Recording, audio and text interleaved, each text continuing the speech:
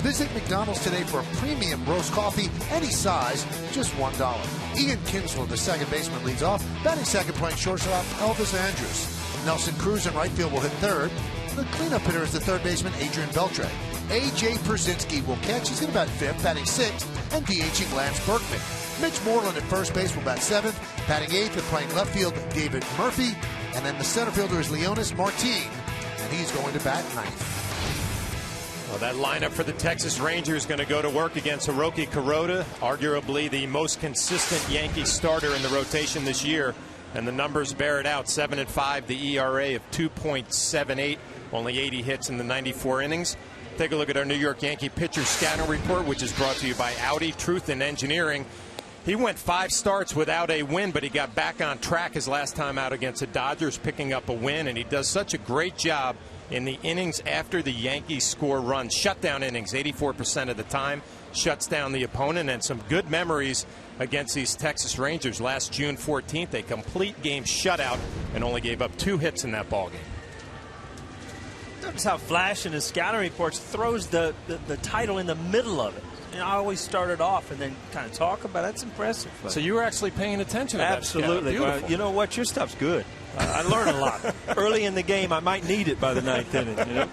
It's great. Now O'Neill is a radio and TV critic. All right, so we are going to check out the Yankee defense behind Kiroda. In the outfield, it's Almonte, Gardner, and Ichiro left to right. Infield, Adams, Nix, Cano, and Overbay third to first. Chris Stewart is behind the plate, and John told you all about Hiroki Kiroda on the mound.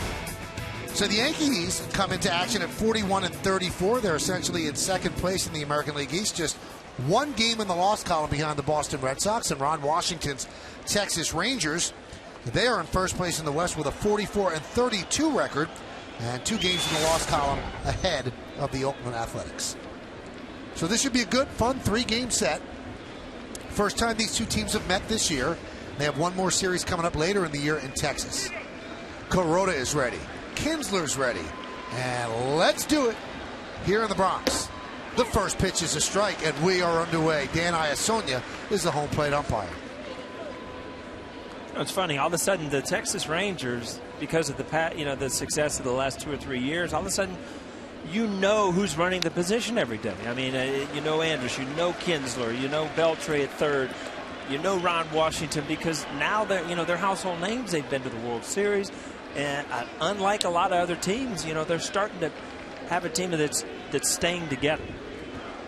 Here's Kinsler in a 7-game hitting streak, and he was out for a while, and that moved Andrus up to the leadoff spot. He did not perform well there, and the Rangers struggled as well without Kinsler up top.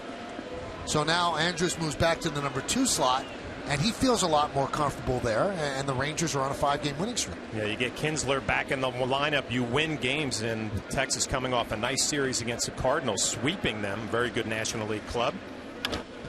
Now in his line to left field, going back is Almonte. It's going to be caught on the run for the first out.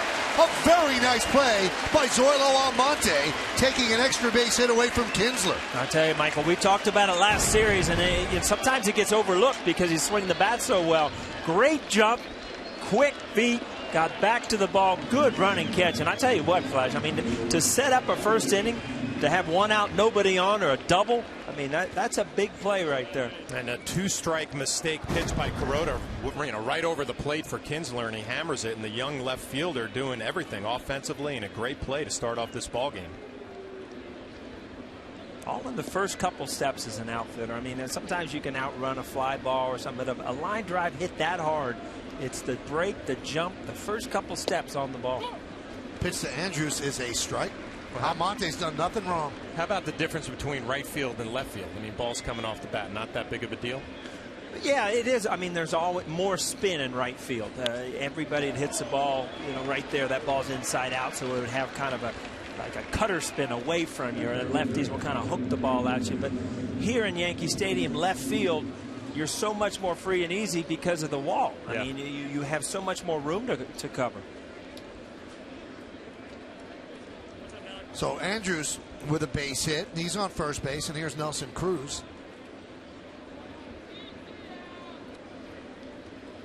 Well, saw this coming a few years ago. Nelson Cruz becoming one of the big power guys and the big run producers in the American League. I tell you, he is more dangerous to me when he stays out into right center field, especially here in the new Yankee Stadium. Well, you probably get into some good hitting habits playing every day in Arlington. That jet stream out to right center field for a right-handed hitter. Think the other way, the ball will carry. Definitely one of the better hitters park. My favorite park to hit in, obviously, on the road.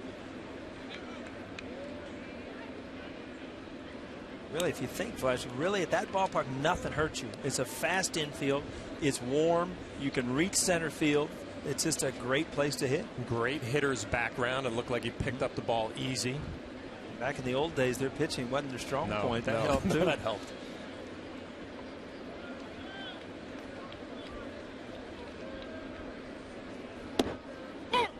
There's a strike. Tonight's closed captioning brought to you by Lexus. Here's to a life less routine. The Lexus RX. Well, this Texas Ranger club offensively, you always think of them as a power hitting ball club. This team no different. They'll run a little bit. Andrus 16 stolen bases on the year, has only been thrown out twice. And they put the ball in play a little bit better than they have in the past.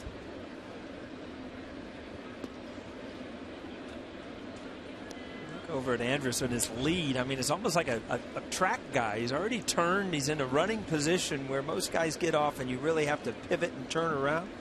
Got the LeBron James mouth gear in.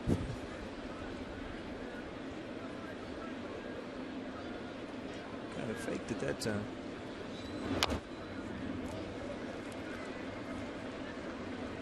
Let's check out the league leaders in home runs, brought to you by Jaguar. See the new model year lineup at JaguarUSA.com. Nelson Cruz sitting with 19, and he is 8 behind the leader, Chris Davis of the Orioles, who's having the season of his life. And he's not just hitting home runs, he's hitting about 330.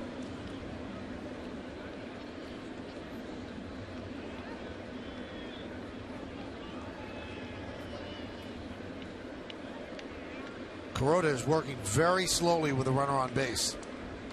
The 0-2. Yankees and the Rangers get together, and I don't think that if you ask this as a trivia question, people would get it. Since the start of 2010, the Yankees and the Rangers are 1-2 with the best winning percentage in the major leagues. So these two teams are used to winning, and they have good teams. The 1-2. Snap throw to first. Just getting back is Andrus. Well, there's sometimes as a catcher you will call a specific pitch thinking you're going to try to throw behind a runner. Chris Stewart calls the fastball away. It's down and away, not the easiest pitch to throw. Close play at first base.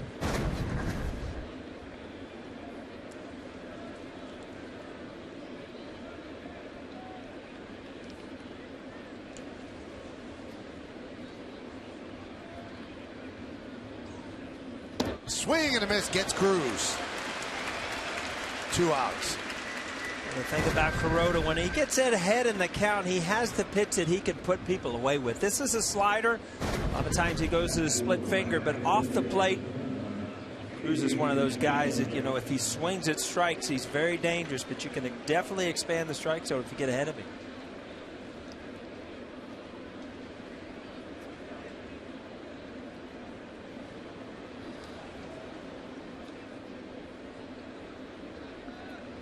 'Here's Adrian Beltre.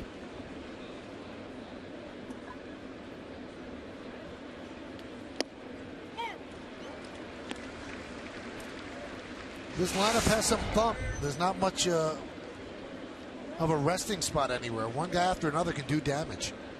Beltre's done wonderful things since he's come to Texas. He was a guy that came from the Dodgers having a big year, and he went to Seattle, and it really fooled me. I thought, well, this isn't that good of a player. I'll tell you what, he's really become a great player. Defensively, offensively, good, solid player for the Rangers since he's been here. Time was called.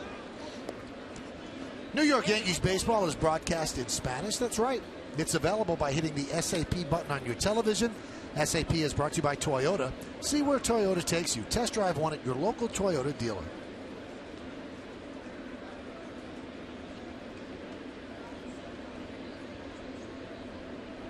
2 for 12. Must not see that slider and that split finger very well, Flash. That's the first pitch that I thought of, the split finger. Looks like a fastball. You take a big swing at it and just dives out of the zone.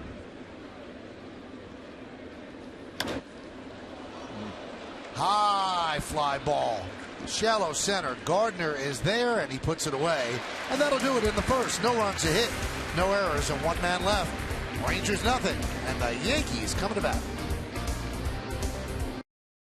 Gardner's in center field. He'll lead off, batting second, playing right field, Ichiro Suzuki. Robinson Cano at second base will hit third. This is essentially the same lineup Girardi's been running out there. Travis Hapner, the DH, cleans up. Batting fifth, playing first base, Lyle Overbay. The rookie Zoilo Almonte is in left field, no bat sixth. Batting seventh, playing shortstop, Jason Nix. David Adams, a third baseman, bats eighth, and batting ninth and catching, Chris Stewart. Well, Joe Girardi sends that lineup out to face a very tough right-handed pitcher in Yu Darvish.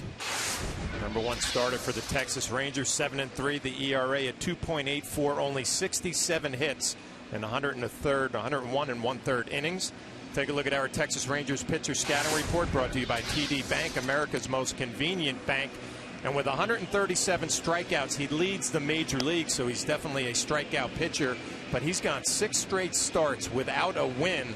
Looking to change that here tonight. He made a great first impression against the Yankees last year on April 24th. 8 1/3 innings, 10 strikeouts, no runs in that game.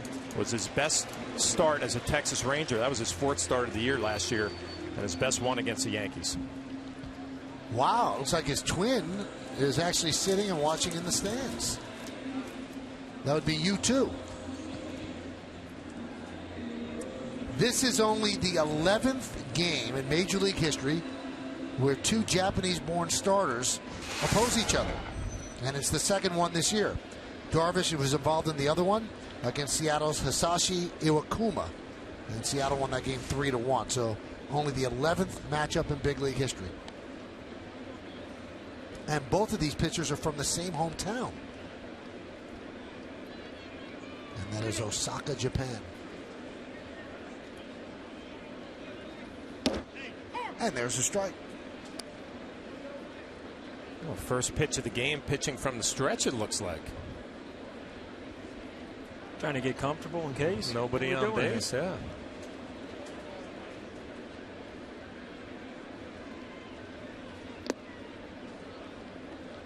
John, what does that take away from you? Does it rob you of anything? Does it rob you of velocity? I mean, they always say that obviously you would throw a little bit harder out of a full windup. Is that Mike Maddox, a pitching coach? You know, I mentioned he's gone 6 starts without a win, but really no fault of his own. Throwing the ball well. ERA is outstanding, not getting any run support. Moreland makes the play for the first out. Flash, I don't know about you, but I always felt like I saw the ball better from a pitcher from the stretch. I mean, a full windup, there's a lot more going on as far as arms and legs. The only thing sometimes with a full windup, you can time a pitcher a little bit better. You know, out of a stretch, you can quick step. And these are the numbers Michael was talking about in the open. His last 6 starts, 0-2, but the ERA is better than his first 9. But clearly the run support, the difference there.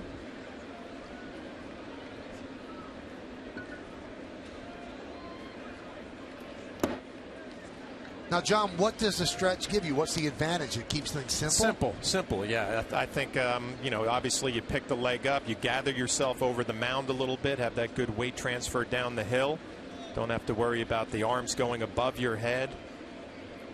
And we'll see if he continues this the rest of the way, or like Paul said, maybe comes out in the first inning, get comfortable with your mechanics, and then go from there.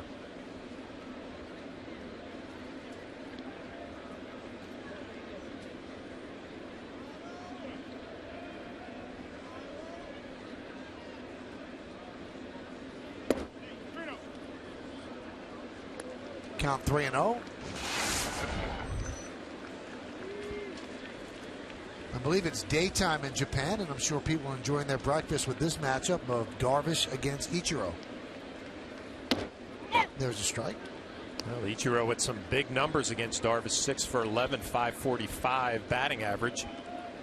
And a great hitters count right here, 3-1. Served to left field, and that is a Ichiro hit. Textbook single. Well, if you're Yu Darvish, I mean, ball 4 or a base hit's kind of the same thing. So you throw a strike. Ichiro does what he does best, stays on it, slaps it to left field. How he slaps it to left field, I can't really explain, but he did. Now, I know you're saying that in a joking way, but it's really impossible to teach that or even to understand how he does it. And you see what he's done against Darvish, so he certainly has solved him. Yeah, I mean, if you're teaching your son or you're teaching little leaguers, you know, you teach them to hit by seeing the ball, little movement as possible. And, you know, it's just not the way it's supposed to be. Cano lines one over the head of Kinsler. Ichiro reaches second, so a single for Cano. Now, if you're teaching hitting, you show a video of Robbie Cano. You know, silent, kind of glide into the ball, strong through it. And this is just absolutely perfect. Stay behind the ball. Could have taken that ball to left field or pulled it just quick enough and decide to hammer it to right. Well, when he's on, he's good.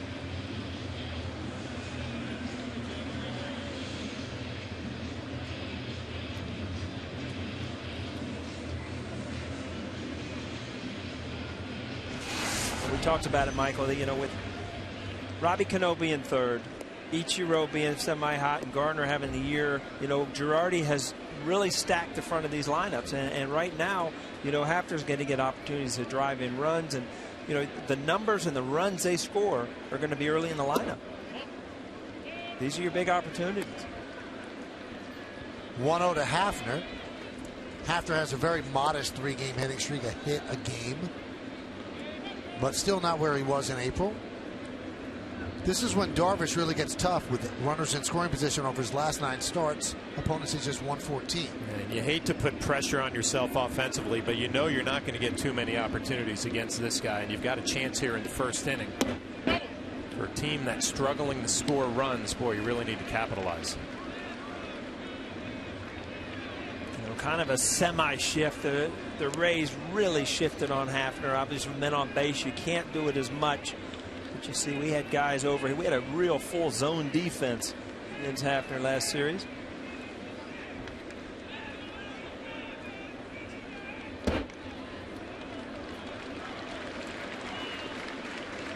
Count 3-0. Obviously, a 3-0 count. You don't think that Suzuki or Robinson Cano are going to be running, but Beltre really shifting towards that shortstop position. It could become a foot race if Ichiro wanted to get a good jump, see if you could beat him to the bag. Not an easy play for a catcher to hit a fielder on the run and make an accurate throw. Nor for the third baseman, because you're usually making that catch and judging it while you're on the run. You're not standing there. 3-1. That's why I always thought that, you know, that trick play with the butt play where the shortstop tries to beat you to the bag. I mean, that's, even if it's run well, it's a hard play. Yeah. The catcher's throwing to an open spot, and the shortstop's trying to make a tag while running.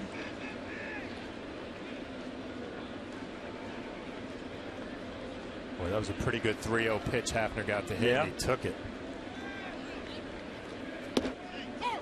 You see Darvish, and that's the thing. I mean, to make him successful, he's got an overpowering fastball, but he can throw his breaking ball, and fastball counts. It was a hitter. I mean, now I'm 3-2. I've seen everything he had, but I don't know what's coming. Now I don't have a feel. Right. Could be a split. Could be that slider again.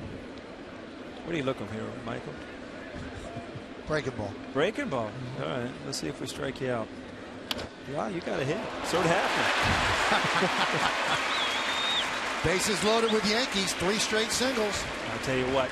If you saw this for a couple games, Hafner, you would feel real good about it. Last series was hooking everything. Really waits back, shoots this ball to left field. Really, really good piece of hitting by Hafner.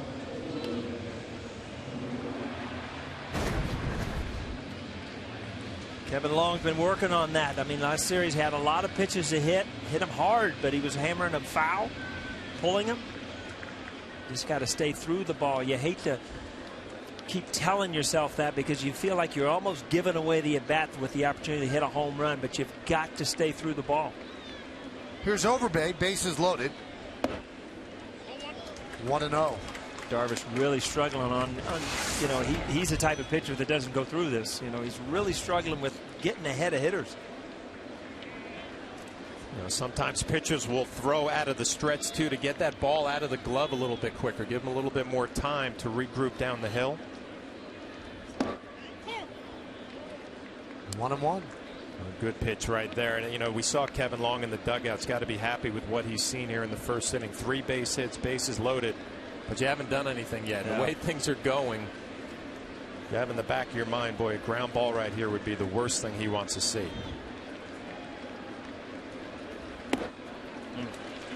See, Darvish just does not have the control of that fastball. Przinsky wanted that ball in after 2 backdoor sliders. Missed up and away, and that's just not him as a pitcher. I mean, he's that good to pinpoint control. And velocity at 91. I mean, we're used to seeing down this a little guy, bit. mid-90s.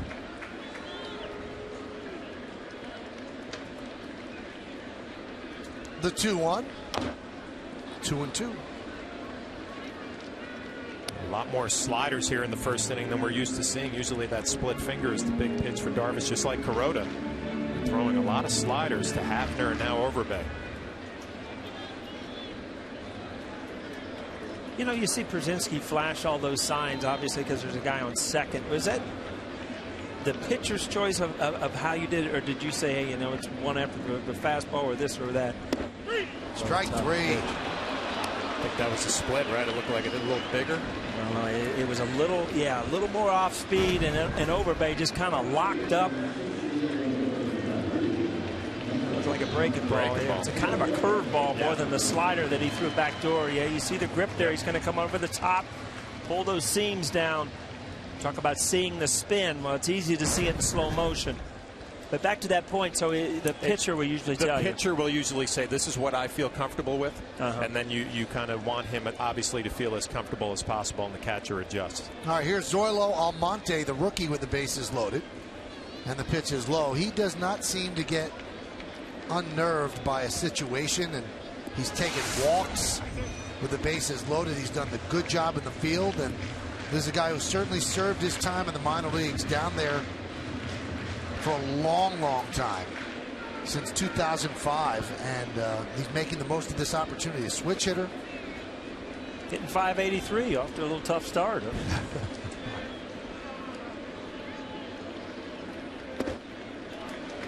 And this is what's impressed Girardi, too. Usually a young kid up there in these spots, they're jumping out of their shoes and expanding the strike zone. He hasn't been doing that. And for the most hits in the first 3 starts since '54, you see what Almonte's done. And these are the pitches that a lot of guys, all right, I'm going to drive this out of the park. He's been good at still staying with his approach and lining to left field. Takes a strike, 2-1. Darvish, a little cutter there. Kind of challenged him with a pitch, and you know, again, Almonte seems to have a plan, which, you know, as a manager, that's what you want. You want to see a guy with some kind of plan up there and not just change from pitch to pitch. The 2-1 to Almonte. 2-2 on the breaking ball.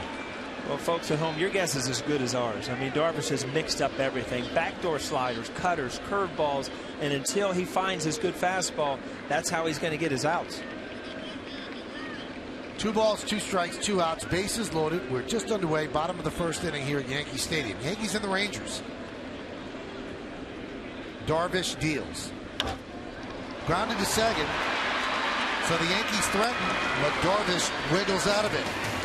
No runs, 3 hits, and the bases are left loaded. We go to the second, 0-0. Cash and Sue. Here's A.J. Przinsky.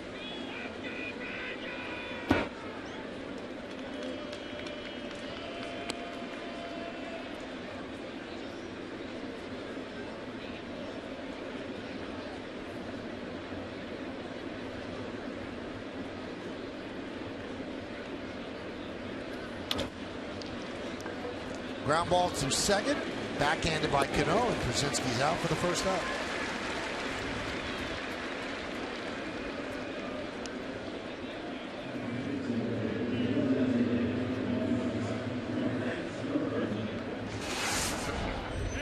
Berkman. Talked to Lance on the field for a while. One of the real nice guys in baseball. He's been around a long time. Played with a lot of good organizations. He came from the Cardinals and had some big years there too. When a lot of people kind of forgotten about him. But you know, the more you talk to him, the more you like him. Just one of those guys that just likes playing baseball, enjoyed his time here, kind of just moved on. Big numbers as a Houston Astro.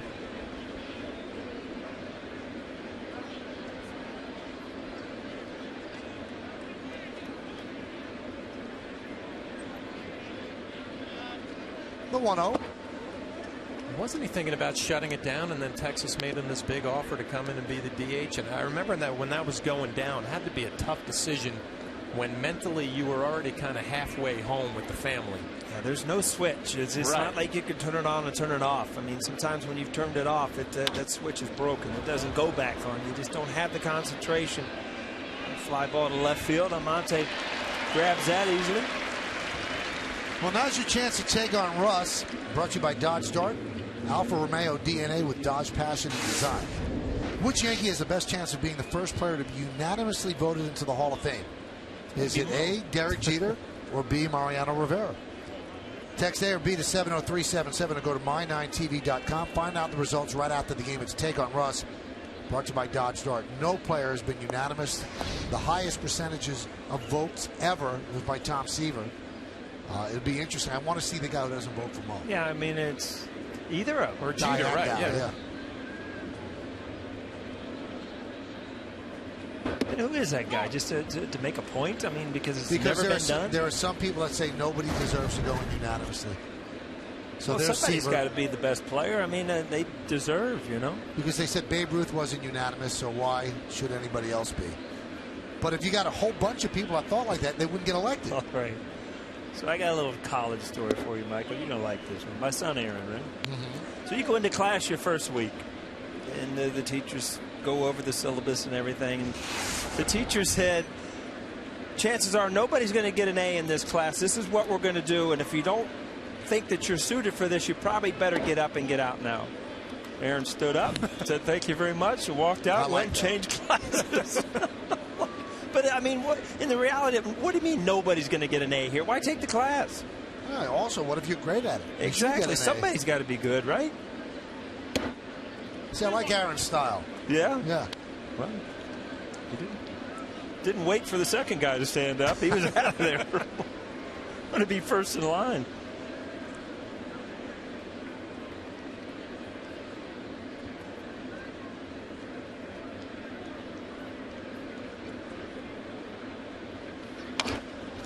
Moreland grounds one up the middle. Cano, off balance throw. Got him. I'm telling you what, there's not another guy that makes that play that easily because of the strength of his arm.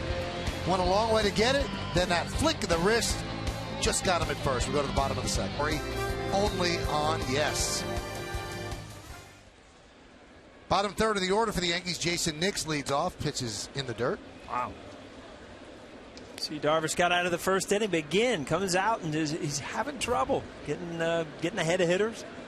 Nissan scoreboard, there is no score. Well, 0-0 is the score. Michael, you had the pleasure of calling that 3,000 hit with John.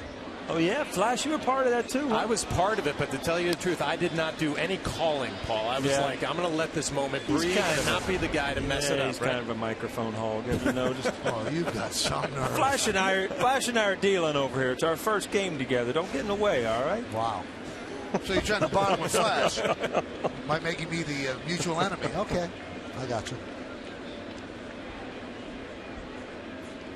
Now the Yankee lineup, bottom of the lineup, especially the right-handed side of the lineup, has not been hitting well, and there's been a lot of talk about how valuable Alex Rodriguez would be when he returns, if he returns. And Alex Rodriguez in the last couple of days has officially joined Twitter, and his handle is @ARod. And about 8 minutes ago, he tweeted this out. He said, "Visit from Dr. Kelly over the weekend, who gave me the best news. Green light to play games again." So there's word. Nobody officially has said it from the Yankees that he could start playing minor league rehab games next week. And you might be able to see an Alex Rodriguez and a Derek Jeter sometime after the All-Star game. And that would improve the right-handed hitting in the lineup. No doubt about it. I thought A-Rod was up to date with all this pop culture. Imagine he just started Twitter. Huh? I think there was a part of A-Rod that kind of wanted to lay low of late. Yeah. So. But he's on Twitter now. So there you have it. That's a tweet from Alex Rodriguez.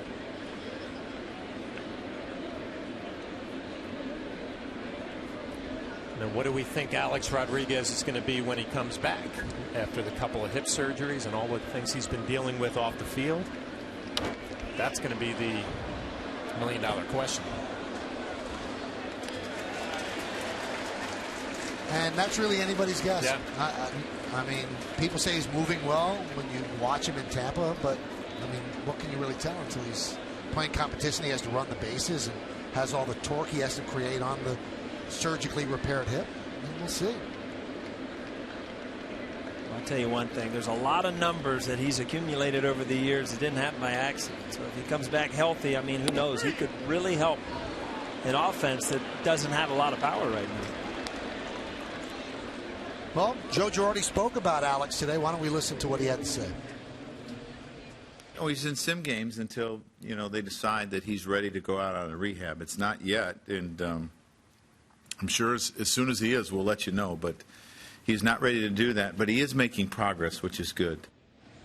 And that's really important to emphasize. You know, Alex said, you know, that this doctor is giving him the green light to play games. The green light comes from the New York Yankees.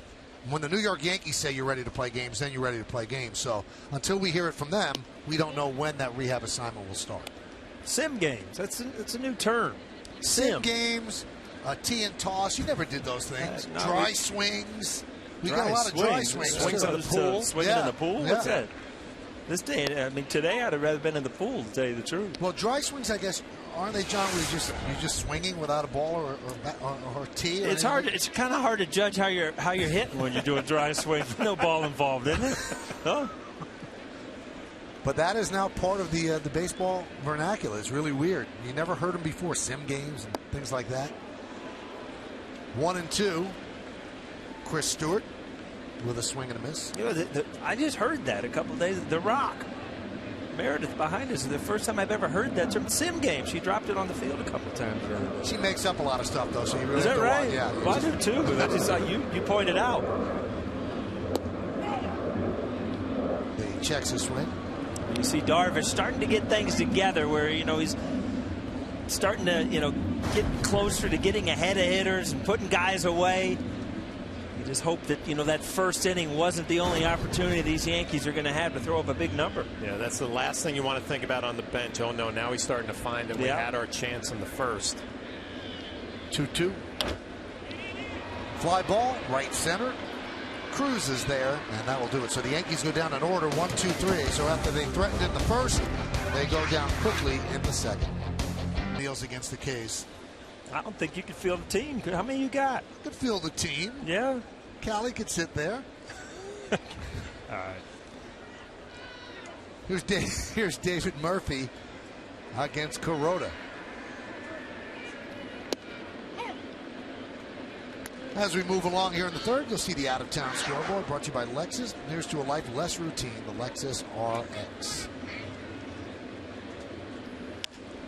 Lined right to short. Nix is there, one away. Flash, sometimes as a hitter, you do everything right. You still get to make that turn back to the dugout. Moreland stays in there, gets a ball that's or Murphy, I'm sorry, tailing away. Lines it to the shortstop. Yeah, what you like about it, Kiroda looking good with that sinker kind of running towards the end of the bat, keeping the Rangers off of the middle of their bat. Here's Leonis Martin. Pitch outside, 1-0. Michael, remember we had that talk about it towards the end of my career? I drew glasses on my bat. Yep. Just so the ball would see holes out there. See, Murphy needs to draw some eyes on that bat. Did it work for you? I thought it did. I kept doing it.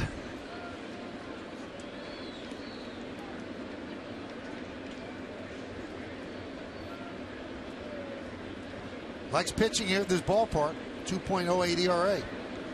Third lowest AL home ERA.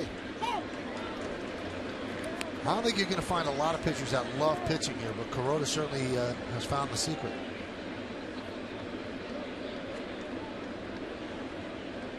Martin sporting a 9-game hitting streak, hitting .419 during the streak. Count 2-2. Martin was help me here, Mike. Suspended? No. Cespedes. The really good player in Oakland. He was his backup in the Cuban national team. Two good players. It just took Martin a little bit longer, but he's really learning. Played center field better and absolutely hammered that ball right there. Into the seats for a home run. Solo shot from Martin. Rangers are up 1-0. You talk about quick. I mean, watch the bat speed on this. It's his 4th home run of the season, but he has been hot as of late. Again, he's getting an opportunity. He's doing a lot with it.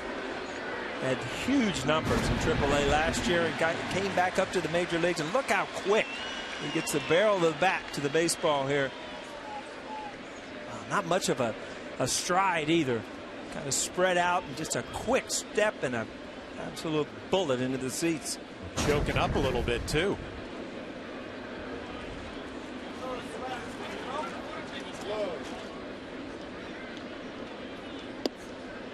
And there's a strike to Kinsler. Well, it is so nice if you can be the Texas Rangers and get some production from the bottom of the lineup, because you know the top and the middle has plenty of thunder. It's a nice bonus right there.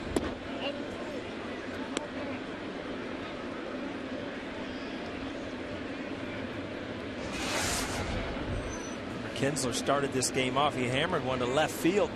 Almonte made a great catch. Really changed that inning.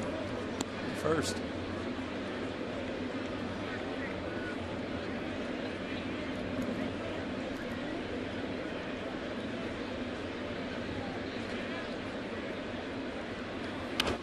Line foul. I've always liked watching Kinsler hit, because when you watch his approach, it is so simple. You stand tall, waving the bat a little bit, and then he gets his front foot down so early. Watch that front foot. The left foot gets down and stops right there, and then it's just see the ball and try to hammer it. And for a second baseman, that's plenty of power, but he keeps his approach and his stance so simple. If you're watching at home, you're thinking, well, why doesn't everybody do that? And, you know, hitters, you do what's comfortable. And to me, to put it up and down that quick, you almost lose balance. I mean, some people need the rhythm. Everybody has to have their little comfort level at the plate, but you're right. If he's comfortable doing it, definitely helps make things simple. Well, I mean, always watching or trying to get you out. You always had that big leg kick, right? You put it up and put it down. This guy generates so much power. You can see the numbers there the last 5 years with really no leg kick, right, and not a big stride. A strong young man.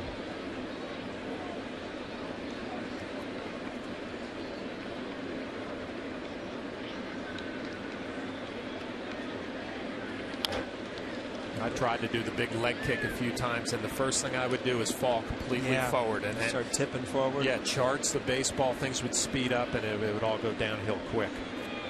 The first guy I remember that kind of went away with no stride was Jeff Bagwell back with the Houston Astros, and then if you watch guys now, Pujols doesn't take much of a stride, but he's so strong he doesn't really need to. But Kinsler, I mean, he generates a lot of bat speed. You see, he really opens up and can pull anything inside. Front hip just fly open. That's interesting. Stewart and Kiroda trying to go with fastballs in there. Just because a guy likes to pull the ball doesn't mean you stay away from it. Breaking ball just missed. So Kinsler works a walk. And if you're a hitter, you're feeling, you know, that was a really good at bat. I had some really good swings. I was on a couple pitches, and I didn't go out of the zone. I took the walk. Saw Larry Rothschild over there. This is supposed to be one of his easy nights with Kiroda on the hill. Kiroda and Sabathia are usually his days where, you know, he doesn't have to sit over there and stress.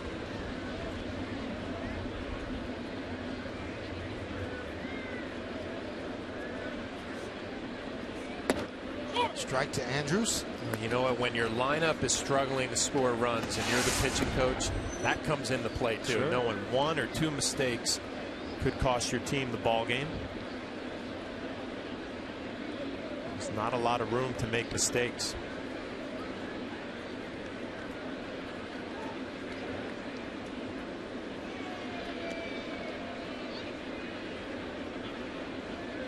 That's the American League East. Yankees 2.5 games out. A game back of the Red Sox in the loss column. Blue Jays finally lost yesterday to Tampa Bay, breaking an 11-game winning streak, and those are the AL West numbers. I mean, is it possible? Has it ever happened where a division, the whole division, ends up over 500? I think it has happened. Yeah. Just goes to show you how, I mean, Toronto has improved and how Baltimore's kind of come into its own. I mean, there's a lot of baseball left, but everybody in the American League East doing some good things right now. Tampa's going to get better when David Price gets back. Now, I think it happened. I'm not certain, so I do have to check, but I believe it has. Certainly this late in the season, several times it's happened.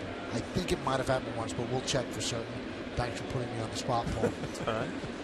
Usually you have the right answer. I know. For me. I'm trying to make I hate you look to disappoint you.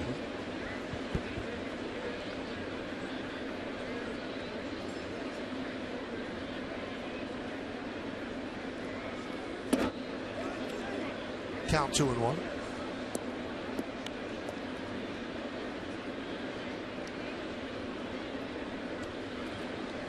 See, Kiroda loves to work that slider away and fastball away, but every once in a while he's going to get you off the plate. And Andrews kind of got stood up right there by that fastball in off the plate.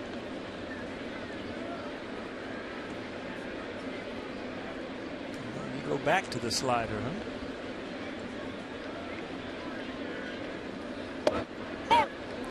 And it works. 2-2.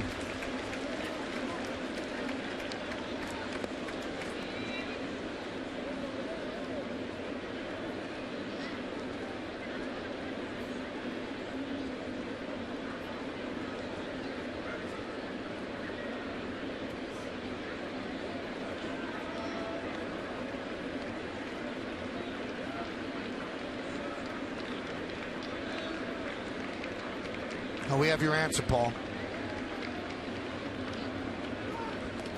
The latest date that any division had all members of the division over 500, July 3rd, 1995. Wow, that's with history here. And the AL West and the NL West. So if the East is that way on July 4th next week, then that will be history. So no one's ever finished the season with all 5 or 4 at some divisions at one point over 500.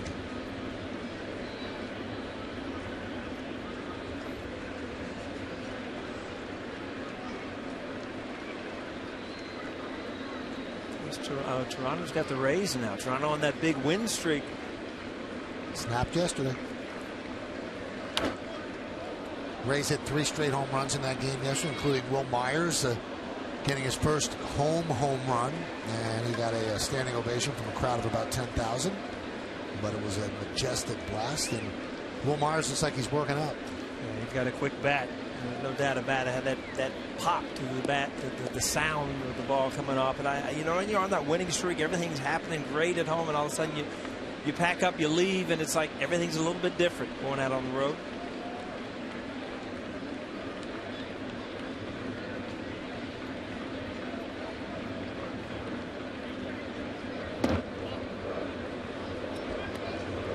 Three and 2.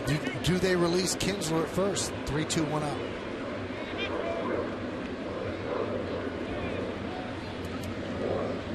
I think you have to here. I think Kinsler has good enough speed. Number 2 hitter up. Andrus' chances are you put the ball in play.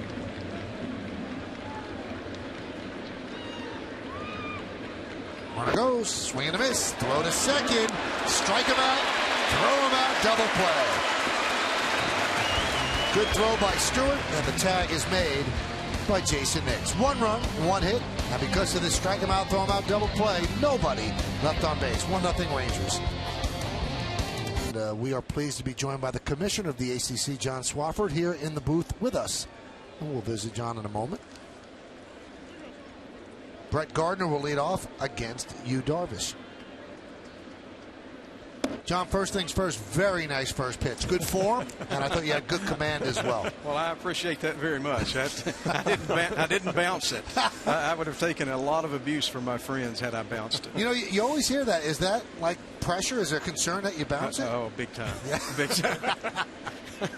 Everybody has to live up to President Bush here because everybody remembers the World Series. He threw a strike. And Michael gave you a strike on that. I said it was down and away, but he gave you a strike. Well, I appreciate that, but Paul, I understand you didn't think it was a strike. So. Absolutely not. I never have taken a ball I thought was a strike. But good pitch, though. Thank you. It had movement, too. Yeah, way up in the air and then dropped down. All right, tell me about this partnership. The ACC and the Big Ten, that's pretty neat stuff. Well, it is. I think it has tremendous possibilities going forward with the Pinstripe Bowl because there's so many great matchups that we could have with football teams between the two leagues. And people in the ACC are very, very excited about it. The 1-2. Now, the annual matchup is going to start in the Pinstripe Bowl of 2014, and then it's going to run through 2019. And I guess being associated with anything in New York is good for any conference. Well, I think it is. And I think particularly with the footprint that we now have in the ACC with the addition of Syracuse and Pitt and Notre Dame, next year Louisville going to a 15-member league, New York City becomes very, very important to us as a major part of our footprint. Now, you were also the AD at North Carolina.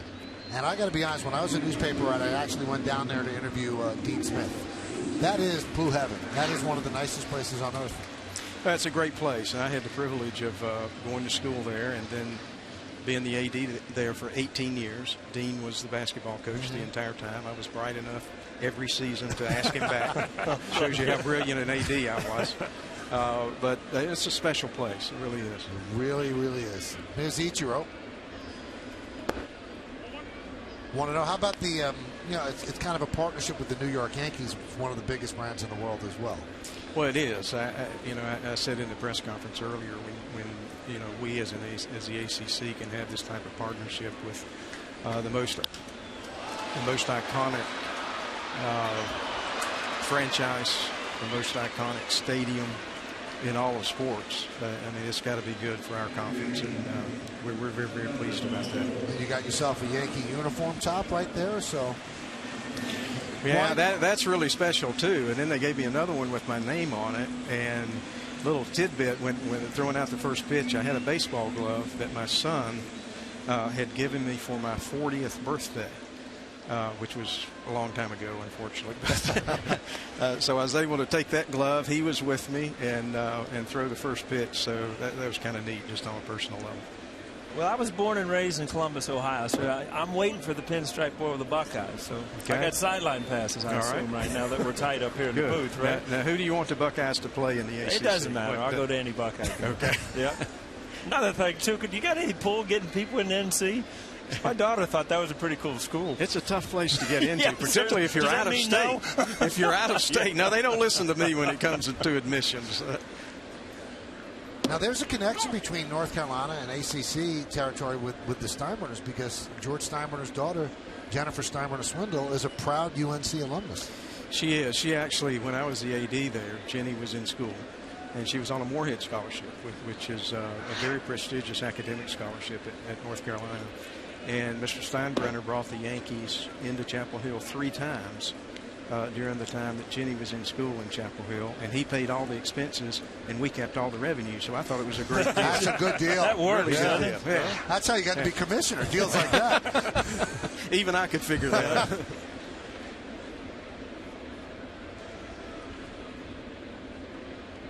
Here's the 2-1 to Cano. Paul, I would think that a well-placed phone call to Jennifer Steinbrenner-Swindle might help your daughter. Yeah, I would think so. All right. Keep that in mind. That would help a lot more than a phone call to John Swofford.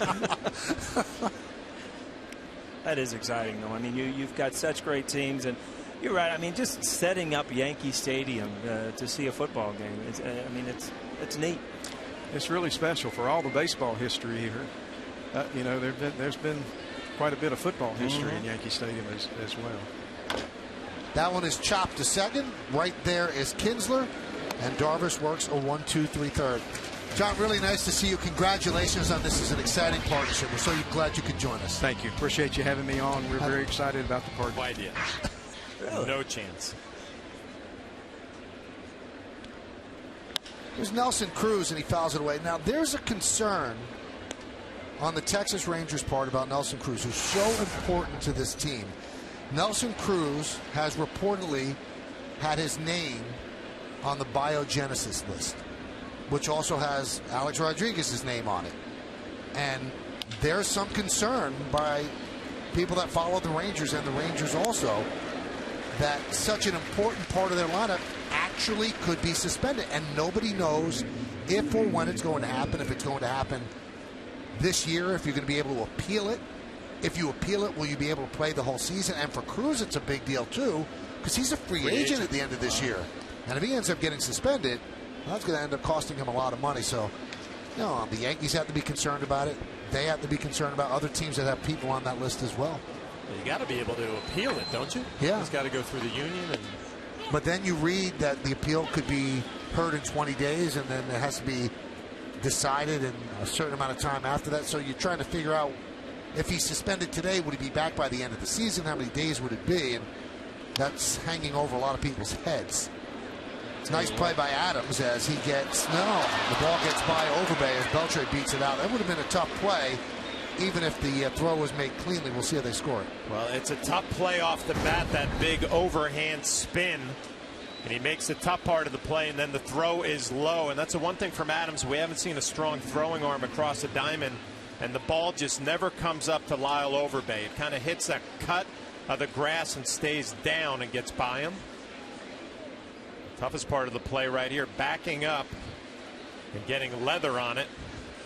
And then the low throw. And they are going to give Adams a throwing error.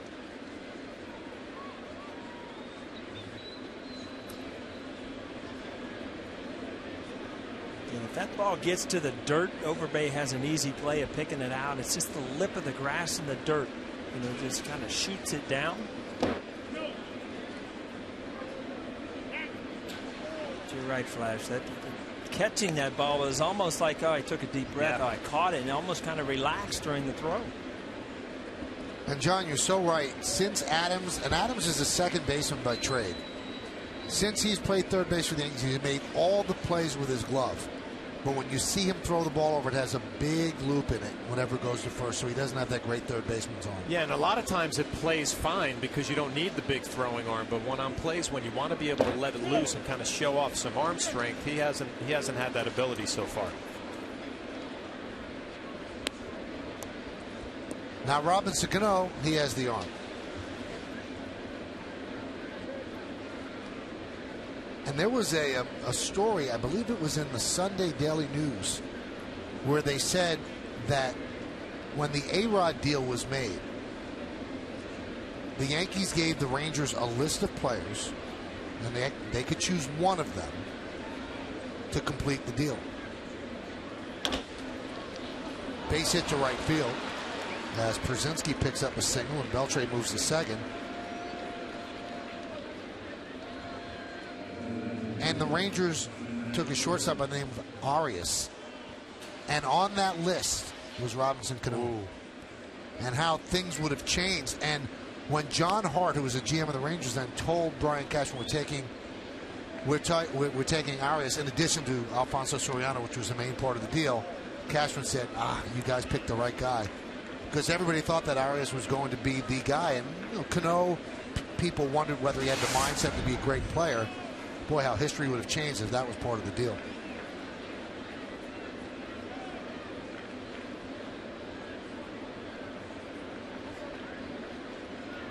And Robinson said, well, I'm glad they didn't take me.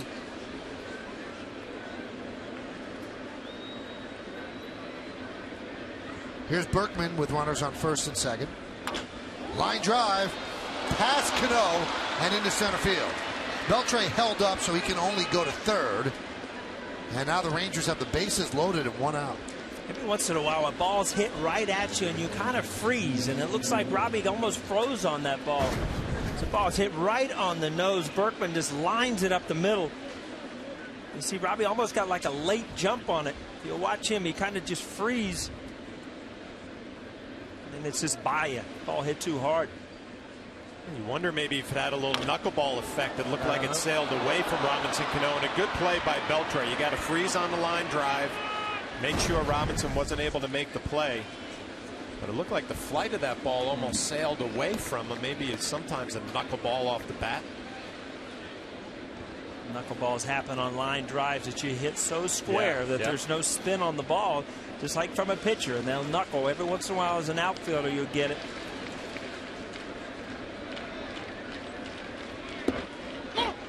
Dangerous pitch there. Those sliders, they get up in the zone a little flat.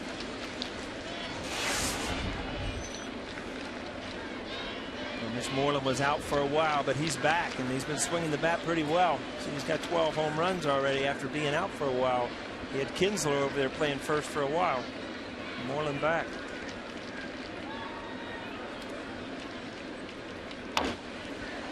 Let's see if it's hit hard enough to turn 2. There's one, and that's all they get is a run scores. You know, Robbie does a good job here. He realizes exactly what you said, Michael, and is trying to rush that, and throwing a bullet over there would have been tough for Nix to handle. Just made sure he got the first out. You see Robbie almost decide it's not enough and just easily take the first out. Kiroda a little disappointed, but as an infielder, you know you've got that clock going on, and the ball not hit hard enough, you're just not going to turn 2.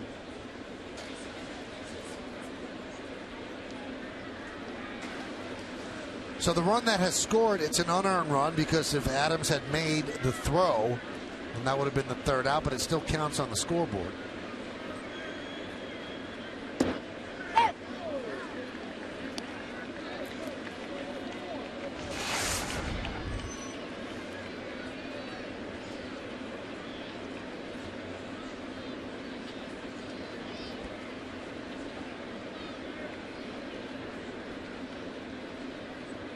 The 0-1.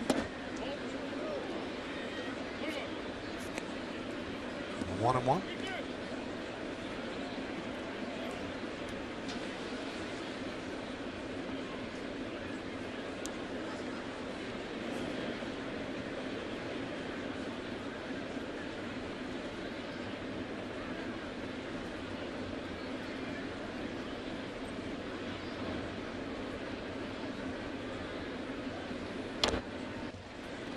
Now 1-2. Murphy last time up, Flash, lined the ball to shortstop, handling that ball away, and sometimes you'll see a pitcher kind of shy away from it, because the batter showed he'd handled it, but Kiroda, no, went right back to that good sinker away. And good velocity too, 94 miles an hour, good action down and away. So there you go to his best pitch here, the split.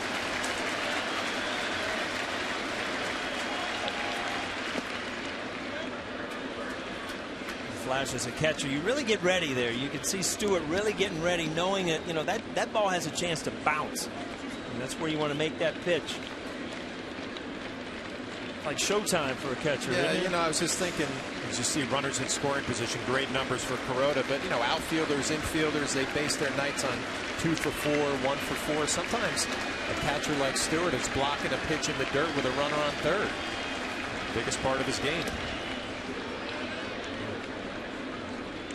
A little late there, huh? Got away with one. That was a little close. You saw that one just about went through the wickets. Finally got the glove down. Yeah, they teach in spring training, you work on it. Glove goes down first and the body follows. You see that glove stays up a little bit. Fortunate the bounce came up into it. Either way, Chris Stewart getting the job done. Back-to-back splits.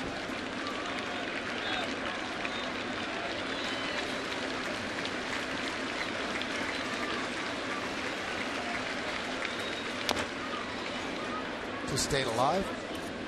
You see Kiroda, big inning here, big pitch, 3-2, 2 outs, runners in scoring position. All of a sudden, that velocity up to 94. That's what good pitchers do. They save just a little bit to try to get those big outs.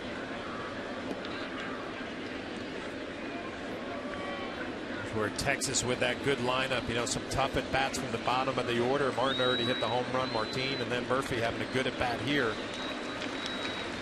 making Kiroda work.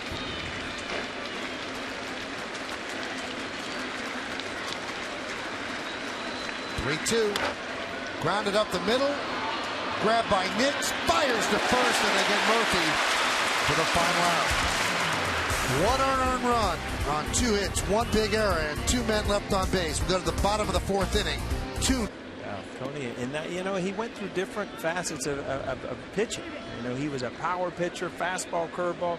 Then he went to a sinker, slider. Then he went to the split finger late in his career. But it didn't matter which one it was. He would battle you every single time out there. And Coney now is a member of our booth, and Nolan Ryan is the president of the Rangers. I remember facing Coney. He would pitch around people to get to the matchups that he wanted. Yeah. So he would eliminate certain guys in the lineup and say, you know what, I'm just not going to deal with them, and he would get everybody else out. I mean, he would walk 2 guys to get to the out that he knew he could get to load the bases. That was usually me. I was usually the out. That's terrible, Flat. That one's driven deep to right center field. Cruz back, track, wall, see ya. Home run, Travis Hafner. Yankees on the board. Texas 2, Yankees 1.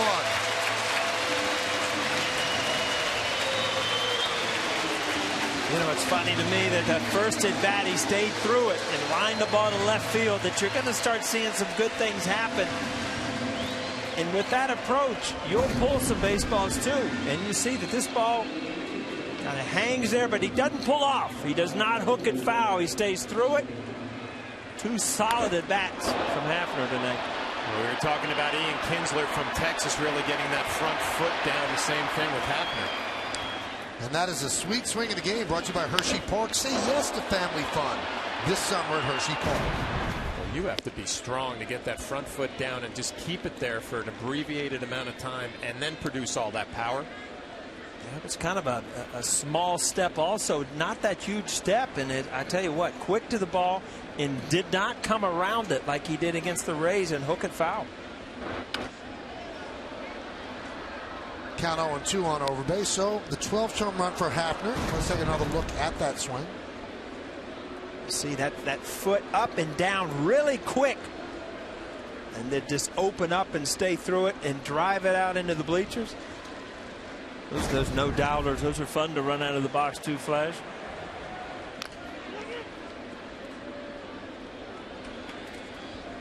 No doubters, huh? You know, with this new Yankee Stadium, there's a lot of no-doubters out there. You know, it does make you mad when you look at guys that have hit those no-doubters at dead center field, you know? That just can't happen.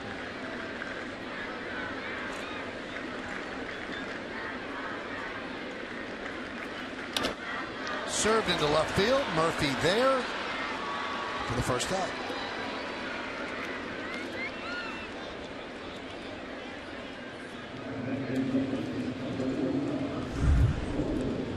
This we thought was a no-doubter from Sunday. That's a no-doubter. That's a ball, just inside a little bit. Look at that, no bad speed. Jesse couldn't get back quick enough is the only reason. You threw a stinking curveball, man. Yeah, he hung a curveball. Thank goodness. Rather embarrass myself. Curveball.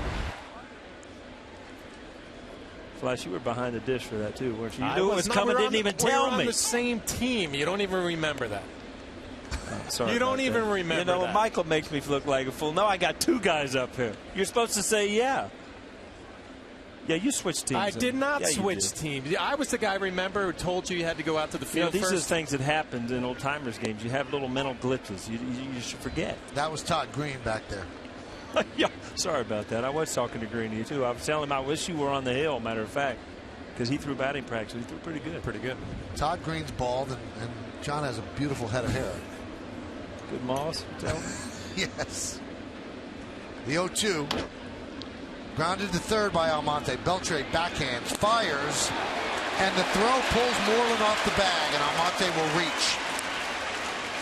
Well, we'll see if that E5 helps the Yankees.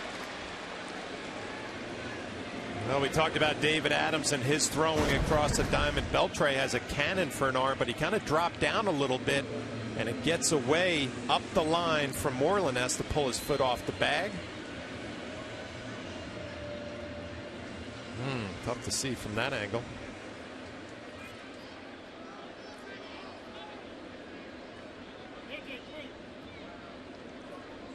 Looks like Mark Carlson got it right, first base up. So that's an E5.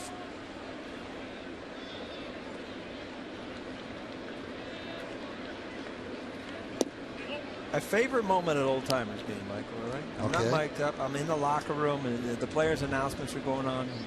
And here comes Yogi kind of walking down the tunnel. And you know, he always messes with Yogi because he takes it and he loves it. Whitey Ford right behind him, and I said, Yogi, let's pick it up. Let's go. And Whitey said, shut up. He's jogging.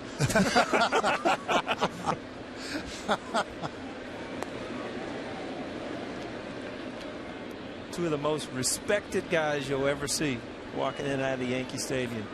Yogi Berra and Whitey Ford. Now, where did you get dressed for Old Timers Day? In the regular clubhouse?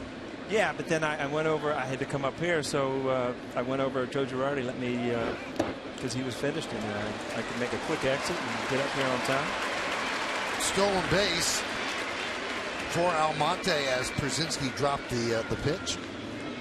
Because that was one of the neat things, getting dressed in the auxiliary clubhouse. Yogi sitting there, just kind of hanging with everybody, saying hello to everybody. Hello.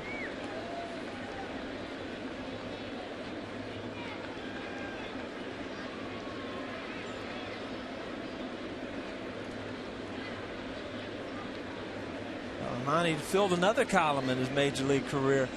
Stolen base.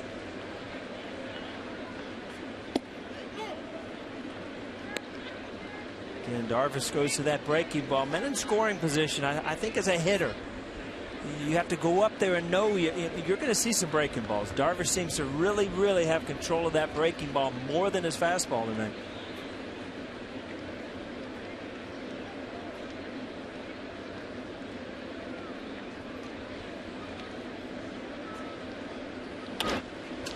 That one's lined to center field. Martin back. He'll make the play as Almonte hustles back. So we saw Paul's hit, and this is John Flaherty hitting one over the head of Balboni in center. And then John later came around to score what was the winning run in the Old Timers game. One of your biggest the Bombers moments. won 2-1. Scoring the winning run, Flash. Well, you know what? Driving the ball over a Gold Glove outfielder like Balboni was a big thrill. With wheels like that, it's unbelievable. How do you like the swing? Stay back. I'll tell you what, the goal was very simple. Put the ball in play and don't strike out. Level through the zone. Look at that. Looks like a baseball card right there. A little disappointed, though. I pulled everything in my Yankee career, and that ball goes to center field. Adams fouls it back.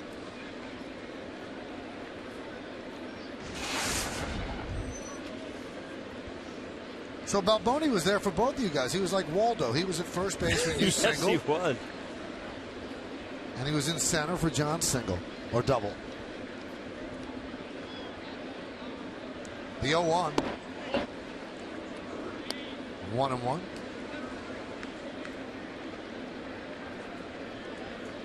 Ron Guidry has kind of taken over as the captain of the Old Timers Day game, hasn't he? I mean, he includes everybody in all the events all weekend. When you get out on the field, makes everybody feel comfortable. Gator's a good guy. I mean, he was one of the guys that would really talk to you during spring training as a player. And, you know, you have so much respect for guys that, you know, are tremendous players, were, you know, icons as a Yankees, numbers retired, and then, you know, they would come up to you and talk to you as if, you know, they were, you know, on the same level as you. And you always put those guys so much higher than you as a player. And always loved to have conversations with, and a hit off of him. Used to throw a lot of batting practice down there. Ouch. That didn't hurt a bit, right, Flash? That looked like it got off the side of his mask almost. A.J. Przinsky's been doing this for a long time. He's taking a lot of foul balls.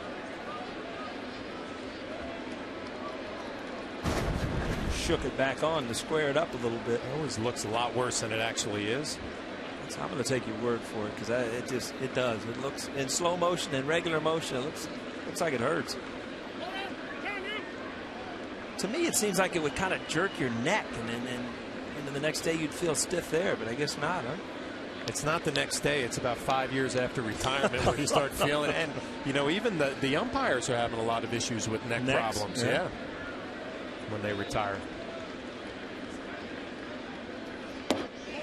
Ooh, tough pitch right there. That, as a hitter with 2 strikes, that's such a tough pitch to take. A slider that's just borderline the 50-50, and you hear it here, the catcher's mitt, and you just kind of hold your breath and hope you don't hear the umpire ringing you up in the background.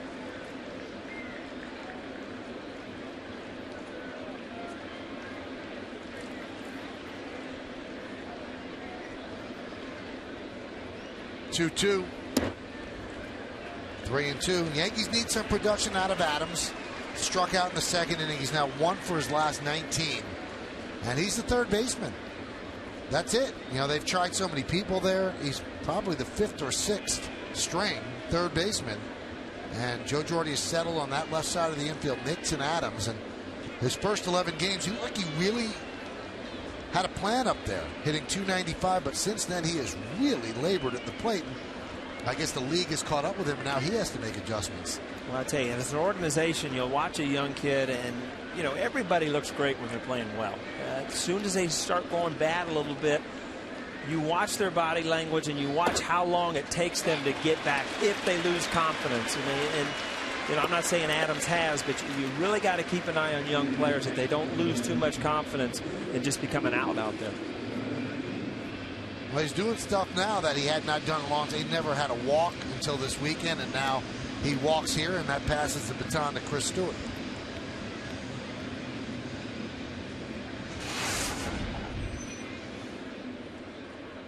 Stewart had also been laboring with his fly ball to right field in the second. He's 1 for his last 17. Strike. Always thought these were the best at bats to get you out of those little funk flash because it gets your mind off of those numbers. You just it's a big situation. You know, you're doing anything you can to try to line it. You know, get this guy in from second, and for a moment you can forget that you're in that slump. So you look up at the scoreboard and you're 0-2 again, and you say, "Here we go again." Or you foul off a fastball right down the middle, and you know that was probably the best pitch you're going to have to hit. If you're Chris Stewart, now you go into a little defensive mode, just try to put the ball in play. And like you said, Paul, it's probably going to be a slider. It's been his best pitch that he can control. Well, he's got a couple of opportunities to throw that pitch, pick up a strikeout.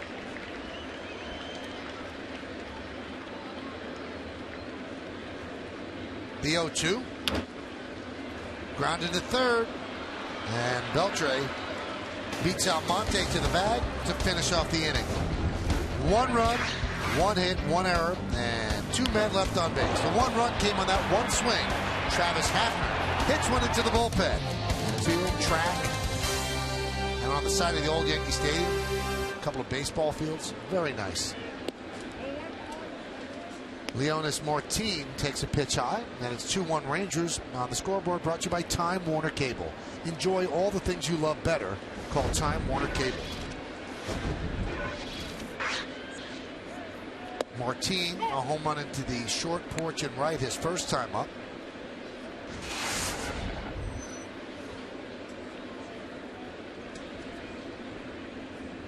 His 4th home run of the year.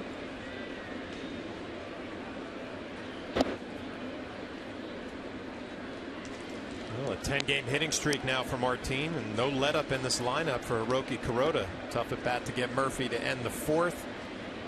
Martin leading off here the 5th, and then the top of the lineup again.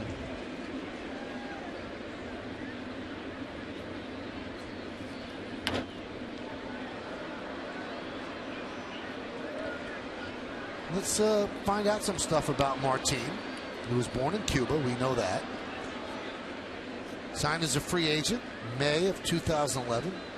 Major League debut September of 2011. He singled in his first at bat, just like O'Neill. And one of 18 active players born in Cuba. Your first at bat, John? Double. Nice. Like it was nothing, huh? And it was against a brand name, right? Charles Nagy. That was Nagy against the Indians? Indians in the old Municipal Stadium. Oh, that was a beauty. Wow. That was my first American League game. I'm like, what in the world am I coming into? What happened to baseball? High drive, right center. Ichiro bat. He's on the track, looking up. See ya. Second straight home run for Martin, and now it's 3-1 Rangers. I'm telling you what, folks, you might be seeing a star in the making. This is his first opportunity to play every day this year, and he's really doing some good things. And I tell you what, from a distance, you see bat speed, and that's what the ball flies off his bat, but you see how quick he gets to the baseball. This ball's going to be up in the zone, and boom. Such a difference of staying through that ball. He's got a tremendous arm. The organization was saying how good his arm was. And can steal bases, 4 triples. He's done a lot of things on the field this year. Had an unbelievable year in AAA. Also has a 10-game hitting streak right now, which is the longest active streak in the AL. We talk about every team in our division maybe getting Bayer. Reyes coming back with Toronto. Price coming back with Tampa. And Texas had a nice little pickup right there with their number 9 hitter, a couple of home runs, a hitting streak. Don't forget, Texas has got some pitching coming back too. They've got some guys that have been out. They're starting pitching. Kinsler grounds to short. Nix throws him out. 1 away. You know, you look at the Thunder in the Rangers lineup and you wonder what would happen, or what would have happened if they had not traded Chris Davis to the Orioles. They kind of gave up on Davis. They had waited, a lot of strikeouts. He did hit home runs, but they didn't see the greatness he's showing now, and they traded Chris Davis and Tommy Hunter for Koji Uehara, who's now the closer for the Red Sox. And at the time, it was a deal to bolster their bullpen for the postseason run. But now imagine if they had Chris Davis at first in that ballpark, hitting the way he's hitting now. You know, and we have not mentioned, you know, who they've lost. Josh Hamilton is no longer part of this lineup, and he was a huge part of this lineup. But as an organization, you make a decision: can we still win without Josh Hamilton? Because he was going to, you know, he was going to require hundreds of millions of dollars, and so they let him go. And to this point, they're in the same spot. They're in first place. All right, let me ask you guys, does Ron Washington get enough credit for being the type of manager that he is? We've looked at the last couple of years, playoff team all the time, losing players, finds a way to put a winning product out on the field. Well, don't you get the sense, John, that if you're loaded, that you never get the credit? If you have a lot of, I don't think Joe Torre ever really got the true credit he deserved, because he always had a great team, but it takes something to manage a star team, and his team, Ron Washington's team, really plays hard for him. Absolutely, and there's a personality to this team, and sometimes the manager is responsible for that, and I know that his assistant is responsible because he was in Cincinnati, and that's Jackie Moore, one of the best baseball guys you'll ever be around because of his attitude. I mean, there's Jackie Moore right there. Just the ups and downs of a baseball season at the major league level. You need guys that are even-keeled, level people, good people. Jackie Moore being one of those. You can tell by his facial expression. Huh? Yeah. Soft ground ball to Cano. Get to Andrews for the second out.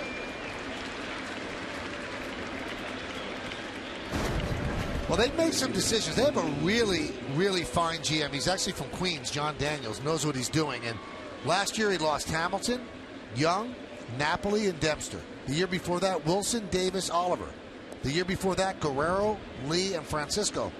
So some of those guys they tried to keep. They tried to keep Cliff Lee, and they made a bid for Hamilton, but the Angels gave him $125 million for 5 years. And you wonder if the Angels have buyer's remorse, because Hamilton has just been laboring. Then dropped to 7th in the order, 6 down against some lefties. So that's a sign of a good organization when you can lose big players and you have fill-ins ready. They have a pretty good farm system.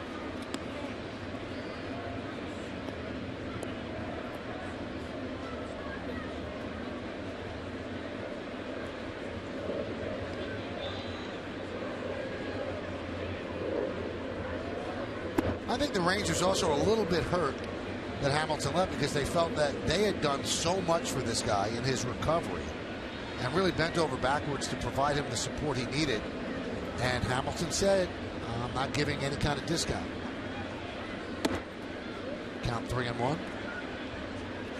MLB.com at bat is the #1 source for live baseball everywhere you go. Available for iPhone, iPad, Android, and BlackBerry 10. At Bat delivers Yankees baseball with live audio, pitch tracking, stats, news, highlights, and more. Text At Bat to 31826 or visit Yankees.com for details. Here's the 3-1 to Cruz.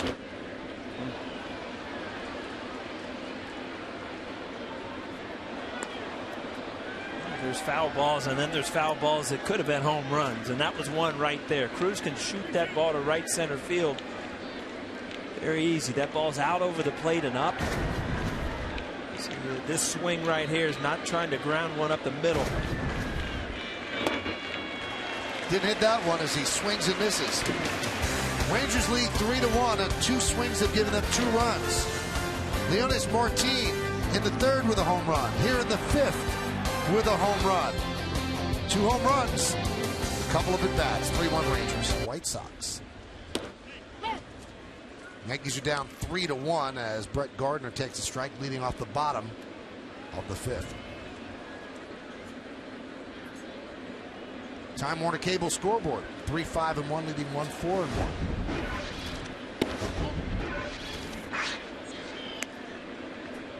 Watching Darvish here in the 5th inning, still pitching out of the stretch. And, you know, when you think of him and all of his pitches, we talked about it early on, a fastball in the mid-90s. But he actually only throws his fastball 35% of the time, which is the lowest in the major leagues. That one's driven deep to right. Going back, Cruz looking up. See ya. A long home run for Gardner. And the Yankees have closed it to 3-2.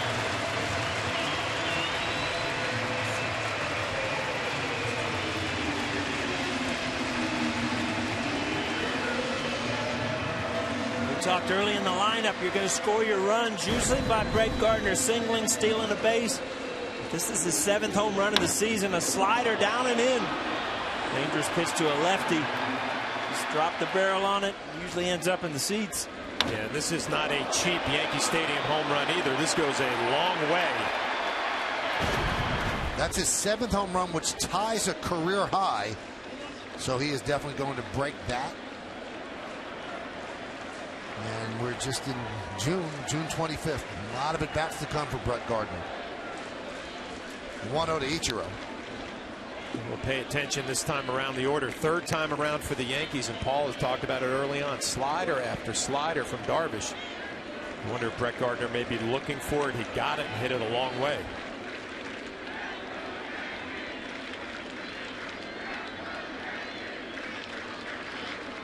Talk about injuries and people need to step up. Brett Gardner being one of those guys in the last month or so really stepped up. One of the mainstays of leading off the game, playing good defense, running, stealing, hitting. Kind of the year that you figured he could have. He has a lot of energy when he plays, and that just helps. Well, we talked in spring training with the lack of power for the Yankees that his speed game was going to be a big part of it. Only 11 stolen bases so far. But you're right, Paul. The overall game, batting average, a little power, playing some defense.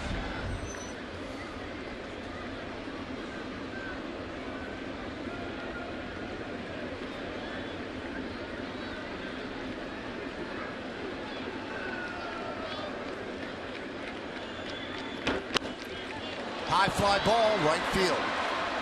Cruz for the first out.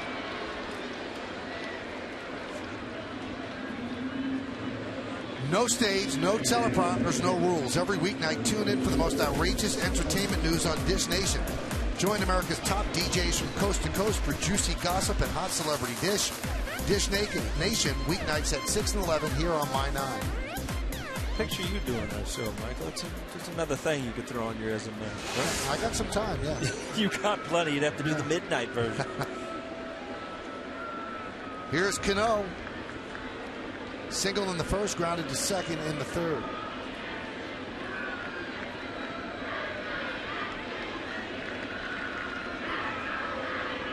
haven't heard much about center stage. You got to be busy. Did you take the summers off? No. Night Live Interview as interview can. When we get the guest, we just booked Ron Howard. Ron Howard. Opie. Or Richie Cunningham.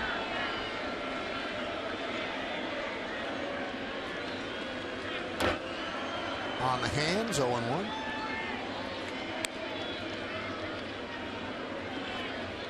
Texas 3, Yankees 2. We've seen the long ball here on a hot night at Yankee Stadium. Hafner and Gardner each have a solo shot, and then Leonis Martin 2 solo shots for the Rangers.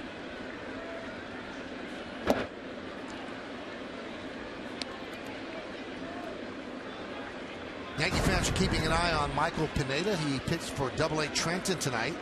He did well again. 6 innings, 2 hits, 2 walks, 4 strikeouts, 78 pitches. Look how happy he is. Another good outing. I think if he could get back to the big leagues, he'd have a bigger smile than that. Has undergone shoulder surgery, and you hear that he's hitting 95 on the gun, probably living at about 93, which is great. Missed all of last year and has been rehabbing diligently, and he could be a big player in this season.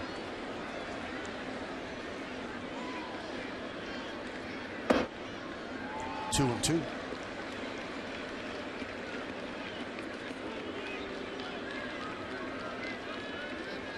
I tell you, who's happy about Hafner having a couple good at bats and driving a home run is Robbie Cano, because the more Hafner hits, the more Robbie's going to see to hit, especially in bigger situations.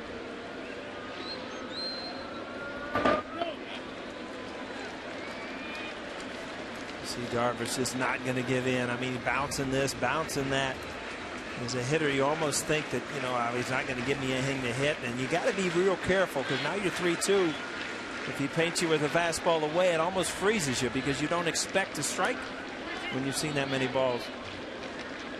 I can't get over the amount of sliders, curveballs he has thrown tonight. You think that could come from the catcher? I know Przinsky loves to call breaking balls. I mean, can it change the way a pitcher looks at things?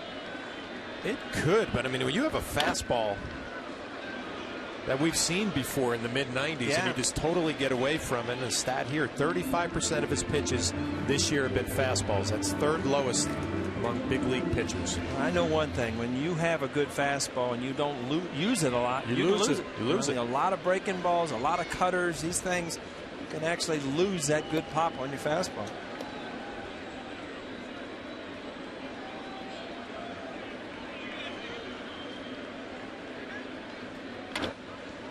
Given the other way, slices foul into the seats. And listen, it's obviously working for him this year. His ERA in the 2s.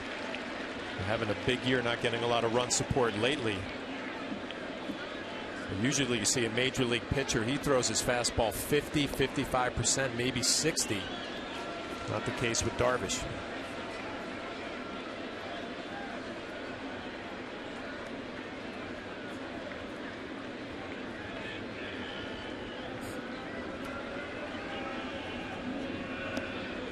I think this is really important that Robbie gets in the habit of doing this, slowing the at bats down. Where you can take every pitch and right there. Now you take that pitch as a ball. You start rushing and rushing. He stepped out, made Darvish slow down a little bit. Sometimes as a hitter, if you slow the at bat down, and take every single pitch instead of just quick, you start swinging the pitches out of the zone. That was a better take. Ball 4.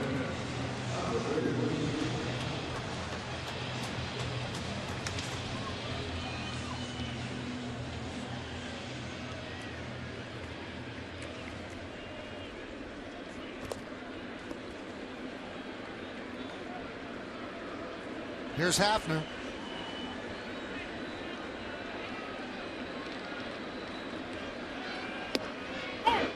And a strike. Again, this is an important bat for me, because we talk about Hafner. He's been struggling. He's had 2 great at bats, and as a hitter, you kind of start thinking, all right, it's changing. And you don't want to have a bad at bat where you pull off, and all of a sudden your mind starts saying, that was just a couple good at bats. Now you're right back. So you really got to battle yourself and stay through it. Drive it to left field. up the middle, and if he hangs something, you'll hit that home run anyway. Yankees getting Darvish's pitch count up, 91 pitches.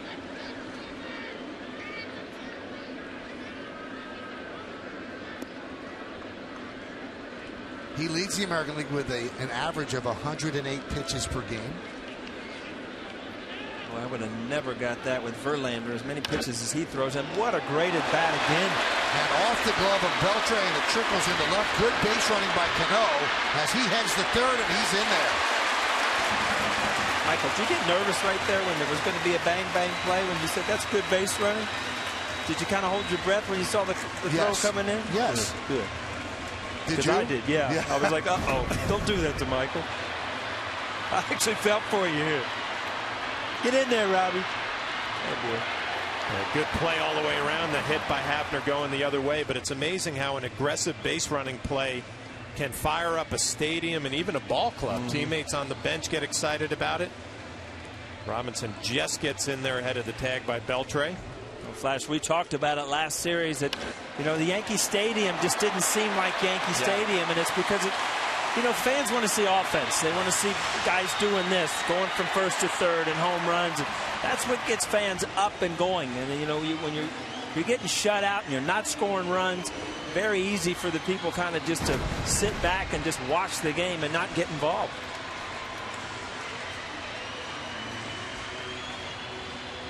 So Cano reaches third. Hafner is now 3 for 3. 3 good at bats, and again, this is where you start playing a game with yourself. You know, all right, there's 3 good at bats.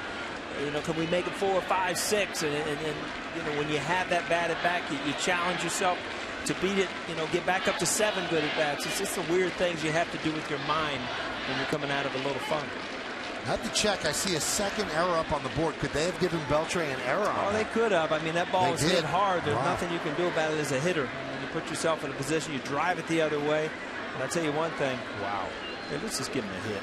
All right? I thought it was hit hard enough. What do you think? Check swing. Did he go? Yes, he did. To Brian Knight. So quickly down on the count, 0-2. Again, that runner at third base, you're looking for a ball to get up in the air, middle of the field. Now you're behind in the count 0-2 right away, and a questionable check swing call. Got to put this ball in play. You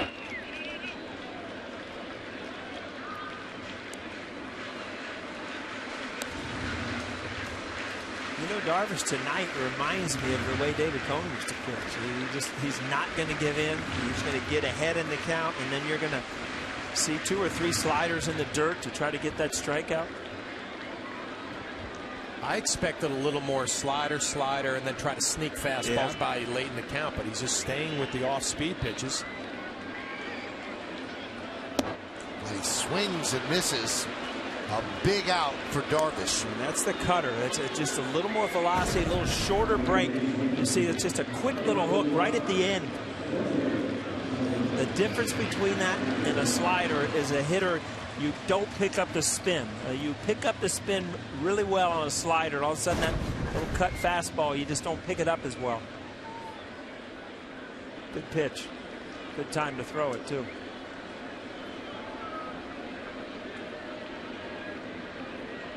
So a big spot for the rookie Almonte.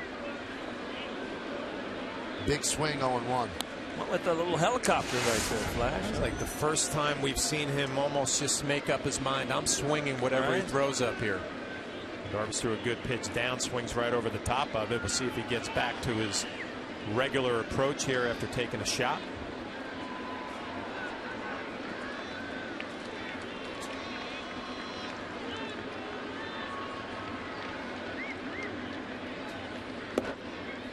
I noticed Almonte in spring training too. Some guys, some young players, when they get in the box, just kind of the way their stance is set up, they look like they know what they're doing. They look like they have an idea at the plate. He didn't get a chance out of spring training, but getting his opportunity right now. To me, I mean, he's opened up a little bit, which allows him to get to that pitch here, but he doesn't pull off the ball. No. And that's what's good, especially if you're going to start sinking the ball away. That's the ball we've seen in the last couple of series, or the series before, that he would drive the other way. So he got around that one a little bit, tried to do a little bit too much with it.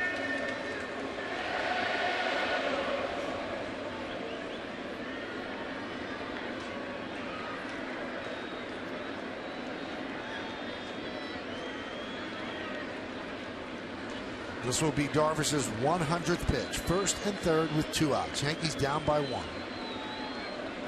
Cano's at third. Hafner is at first. 1-2 to Almonte. Grounded to short.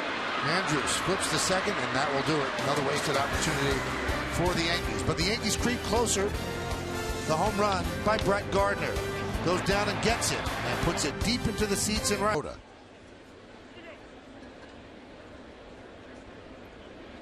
Kiroda has given up a single run on the 3rd, 4th, and 5th.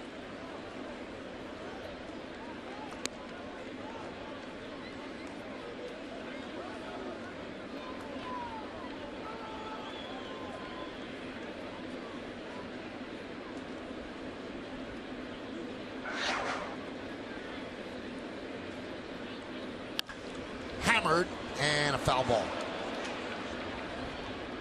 It was fair when it went over the head of Adams. Hit so hard it kept hooking and landed foul.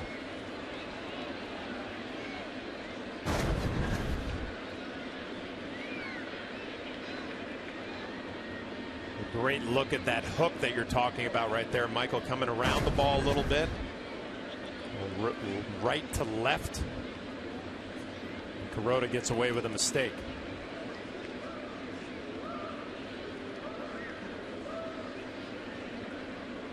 The 0-2. Still 0-2.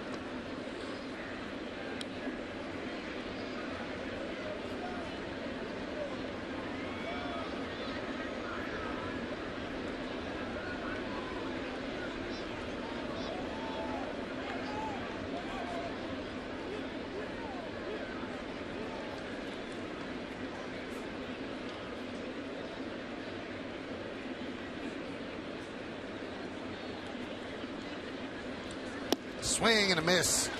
Beltre down on strikes. They have to come out to Yankee Stadium Saturday afternoon, June 6th, for a special giveaway when the Yankees take on the Orioles.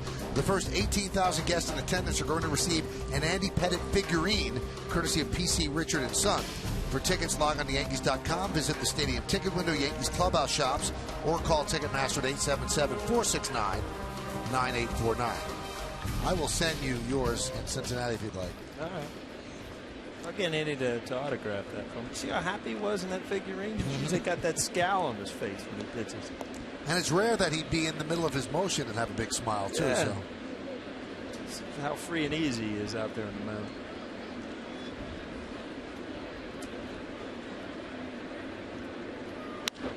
That one's grounded to first, knocked down by Overbay. 2 outs.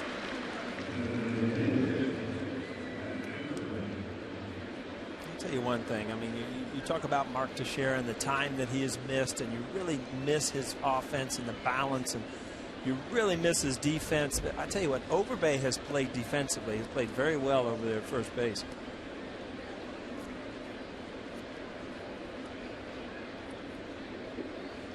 He's had a rough night tonight, leaving runners on base, and he's not taking it out on the field. There's Lance Berkman. Fouled away.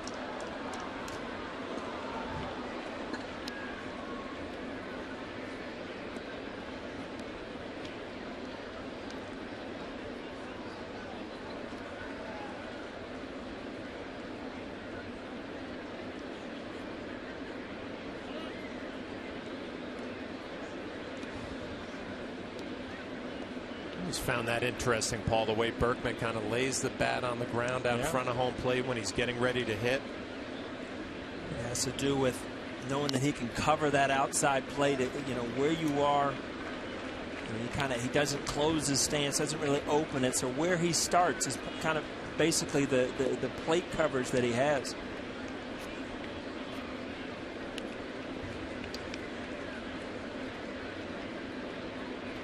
They give those, Michael. I was kind of wondering about that. That's pretty impressive. 294 career average, 366 career home runs.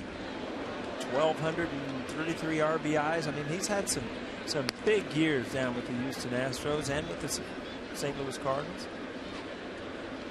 15 seasons. He had both knees operated on last year. I think that's why he didn't end up, finishing with the Cardinals the way he wanted to. Or at least one of them. The 1-2.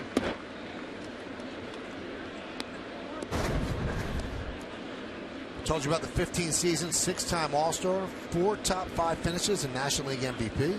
Comeback Player of the Year in 2011 with St. Louis, great year, and he won a World Series with them. Swing and a miss, but he strikes out here to end the 6th. 2 strikeouts for Kiroda as he retires the Rangers in order. We go to the bottom of the 6th.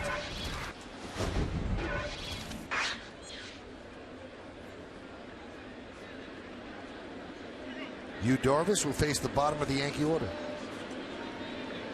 This is an inning that Yu Darvish is going to have to kind of. Nix hits a deep fly ball to left field. Murphy back, track, wall, see ya! Tie game. 3 home runs for the Yankees.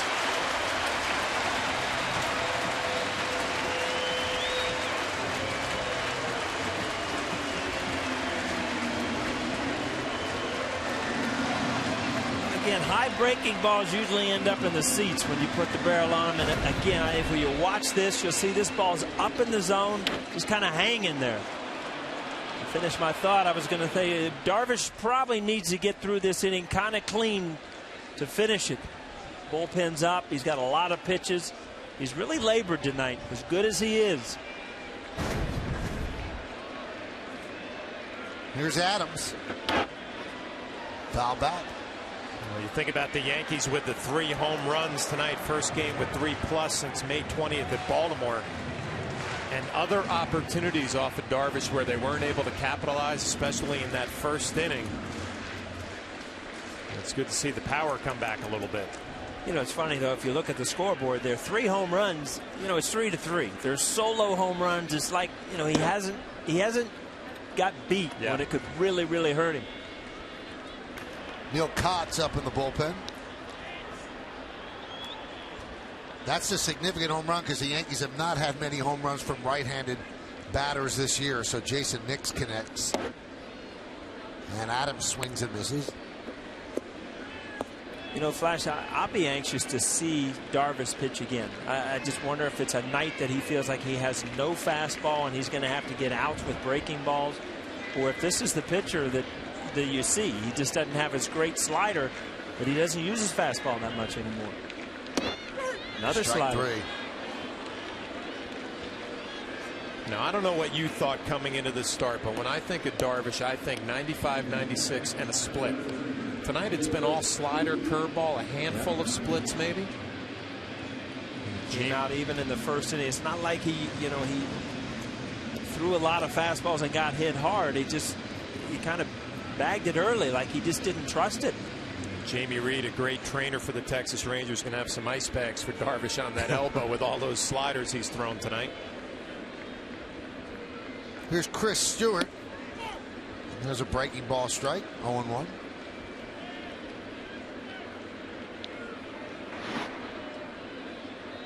A lot of pitches. 106 here with 1 out in the 6th inning. Well, he threw 109 pitches his last time out, 110 the start before, so creeping up on those numbers. That's that last pitch I was going to say, as a catcher, don't you need to at least show the fastball? And he did, almost like in a position where he's throwing his fastball, just to show it. Just to show it. And getting back to his slider. Going to turn that one over a little bit.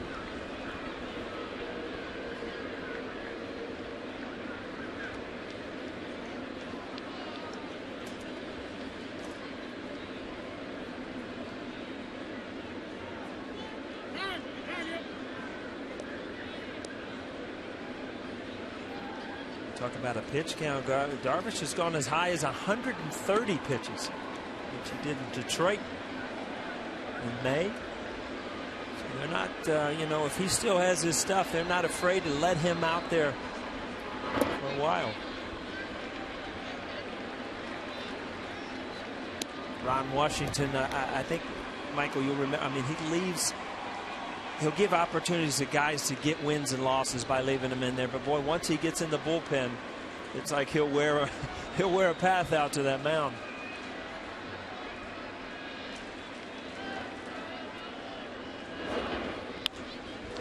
That one is looped into left field. It's a base hit for Stewart. That breaks an 0 for 13 for Chris Stewart. That one-out single. That just might be the straw that broke the back. And you see Ron Washington just knowing that, this guy's giving him everything he's had. He just does not have his A stuff tonight. 3-3 game.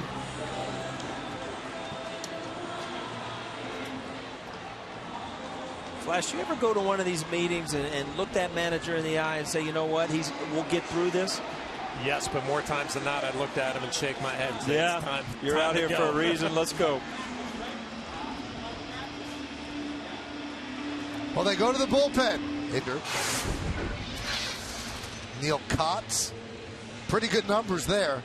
0.49 ERA in 16 games. Now, the bullpen is a strength for the Texas Rangers. Kotz, interesting numbers. Lefty's hitting .258 off of him. Righty's hitting .091. So not your traditional left-handed specialist.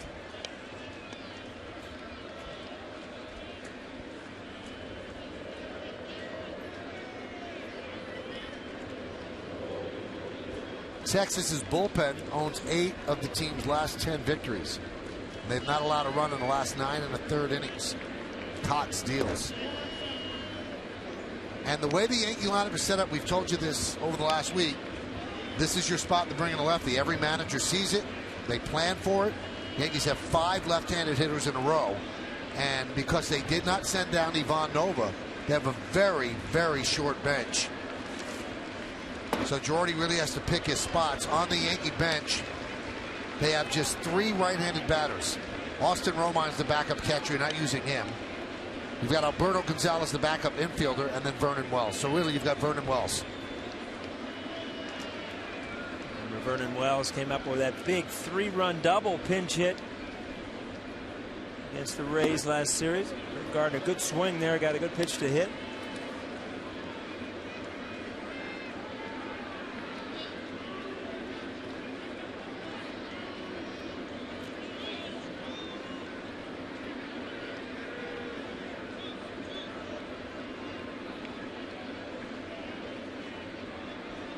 (2-1).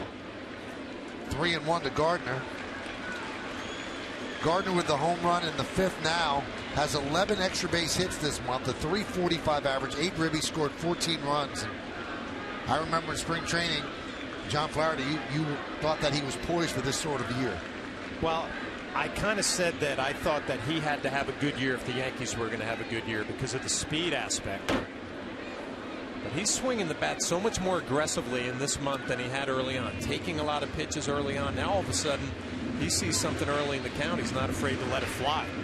Remember in the past, he was almost like taking to where he was to 2 strikes, and it's just put you in such a deep hole. You just got to trust yourself as a hitter that you'll take the bad pitches, you'll work counts, but when you get good pitches to hit, you got to get some good swings in.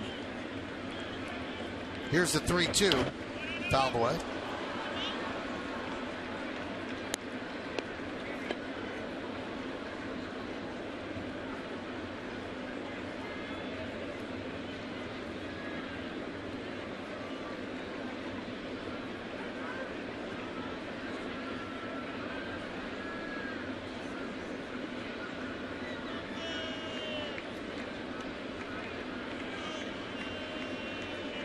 Swing and a miss as Gardner goes down on strikes. Well, you see Kotz going after Gardner. It's not with a big sweeping breaking ball. It's with all fastballs, 90, 92 miles an hour. Comes right at him and beats him to pick up the strikeout. Earlier in the game, I said Texas is going to get better too with their starting pitching. They've had some injuries, and You look at Yu Darvish and how important his starts are now when he's on the pitch. And you look at Texas starters, Neftali Feliz, Alexei Agondo, Colby Lewis, Matt Harrison, all starting pitching on the DL. So they've got some guys coming back, and they'll become a better team in the second half.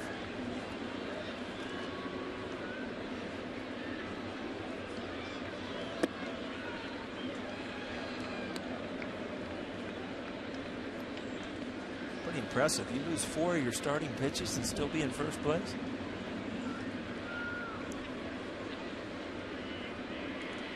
Good lineup, good bullpen. Yeah.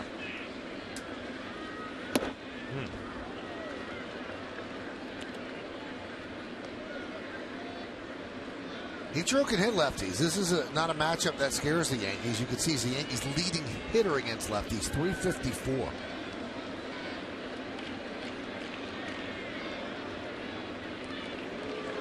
You see what Kotz does as a lefty. He's not really a sidearm guy that's really going to hide the ball well. So he'll go all the way on the first base side of the rubber, which kind of gives you an angle where it's still tough for a lefty to pitch. You see he's over here. On a crossfire, it's still tough for a lefty to pick it up. Kotz comes in and does a good job as he strikes out Gardner and Ichiro. But it's a 3-3 game. Why? Because the Yankees have hit 3 solo shots in the bullpen. And there's a scoreboard brought to you by Volkswagen, sign then drive event. You can drive away for practically just your signature.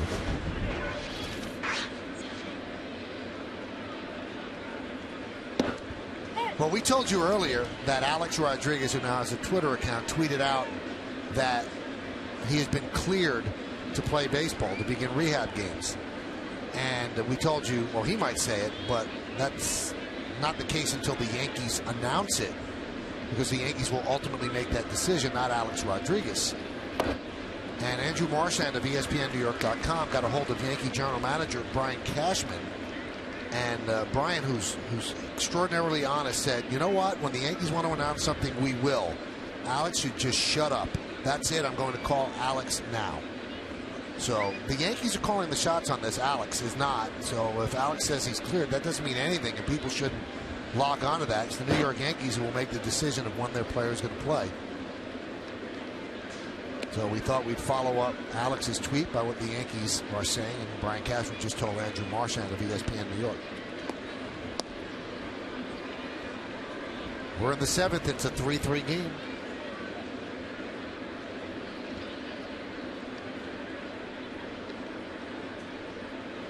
The 1-2 to Moreland. Swung on and missed. And it seems like after the Martin home runs, guys, the second one, he has really become a different pitcher. He's retired 7 in a row with 4 strikeouts now. Well, you see this put away pitch, a split finger. Down out of the zone. And, the thing as a hitter is you pick that ball up, and the arm speed, the ball's in the zone as it's coming in, it just drops out.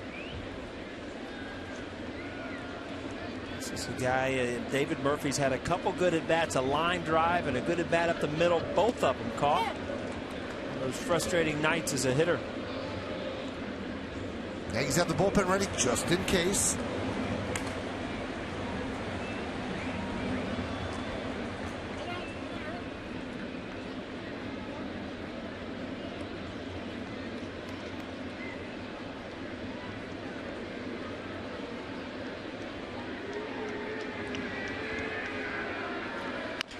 Murphy grounds one softly to first. Overbay beats him to the bag for the second out. Now we get to see him go up against Leonis Martin again. What does he have to do differently with this kid, Paul? I know you've been impressed by the way he swings the bat. He's shown that he can get to the ball inside, but both balls have been up in the zone, and he's covered both of them. I think that you go with that hard sinker away. Well, we see what they're going to do. They're not going to let him pitch to him. Why do you ask me these questions, Michael? You should have known he was going out to the pen. Are you surprised? Because he's been so great, 8 in a row, but now they're going to go to Boone Logan, and they take out Kiroda after 92 record.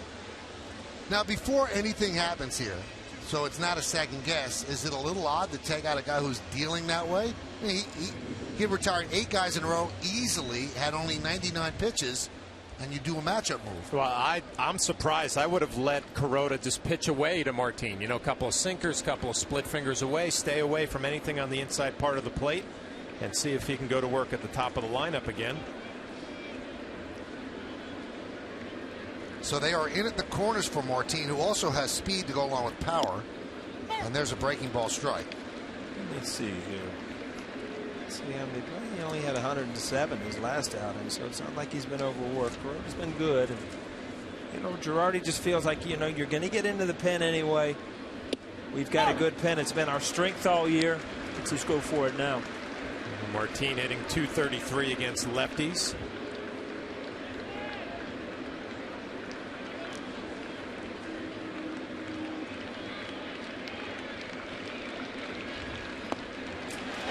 And you know what? It works out as Logan strikes him out, and he looks kind of overmatched against Logan. As Larry Rothschild talks things over with Kiroda, now Joe Girardi's going to come over and explain it as well. So it's interesting. After 6.5 time for the 7th inning stretch here at the stadium, Rangers and Yankees are knotted at 3, but we stay right where we are. What do you say? Well, that worries me because Kenny's the ultimate professional up here. Kind of gets me scared. 3-2 Volkswagen scoreboard. There's a strike to Cano. That one got to you, Mike? It's funny because it's the truth.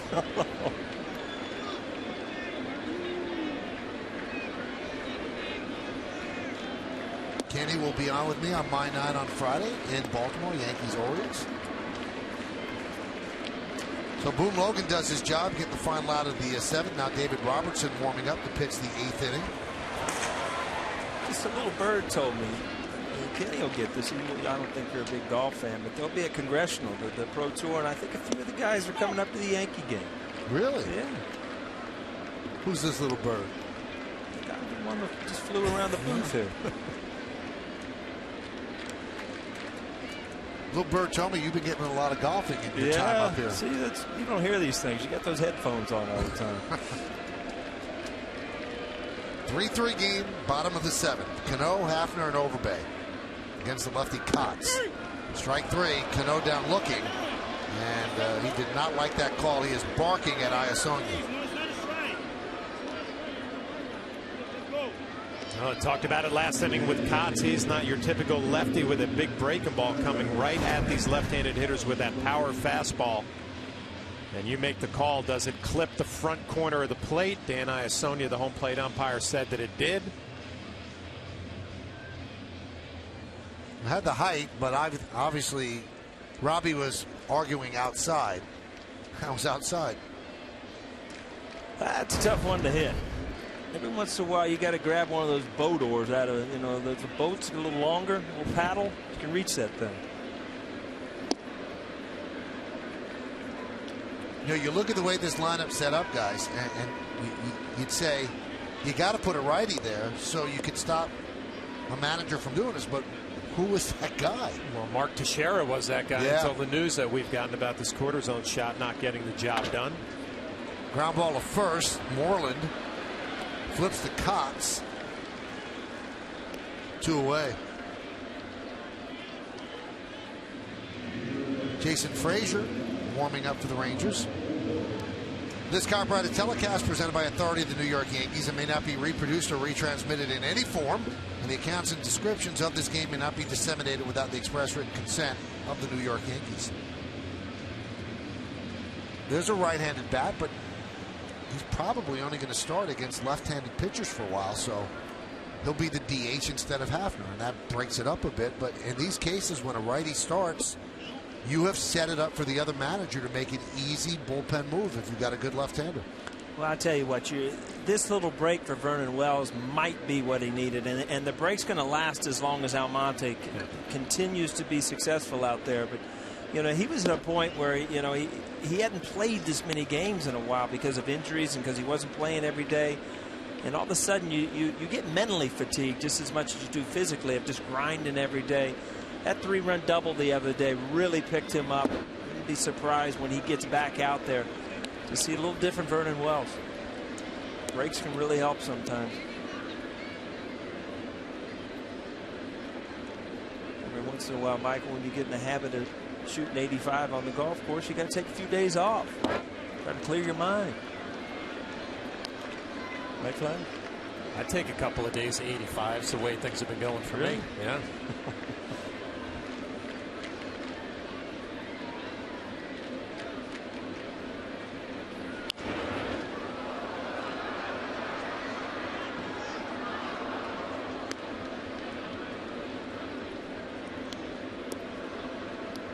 This game is set up just the way Ron Washington and his club likes it, with a strong bullpen. Same thing for Joe Girardi and his club. He likes the back end of his bullpen. Swing and a miss. So he comes on, he gets the 5 lefties in a row, strikes out 4 of them. As we go to the 8th inning, the game is tied at 3. And you know what happened with Boone Logan. Did a great job striking out Martin to end the 7th, and now this is Robertson's inning.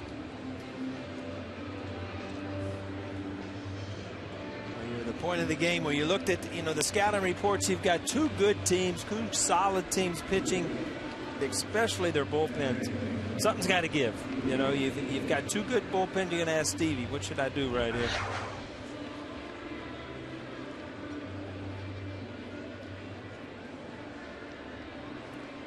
All right, so Logan does his job, and now Robertson will face the top of the Rangers order. It's funny, you were talking about, the left-hander after left-hander in the Yankee lineup. If you get the call and you're Cots and you come in, you're like, this is fun. This lefty after lefty. And it's lefty after lefty, Paul, with no option to go to a righty. They've got to stay with the lefties. They're kind of locked into it. They have one move to make, and they have to decide when they make that move.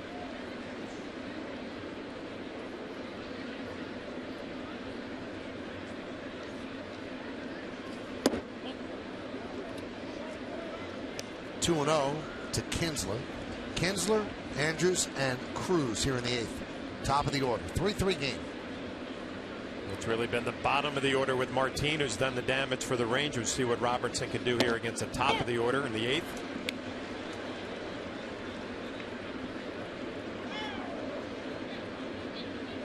Kinsler with some power. Andrews coming up afterward, has some speed.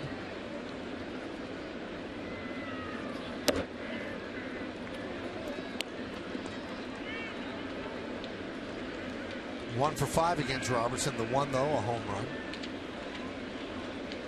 It's the one the pitcher remembers, right? Oh, yeah. Line drive. Again, Kinsler is so quick inside.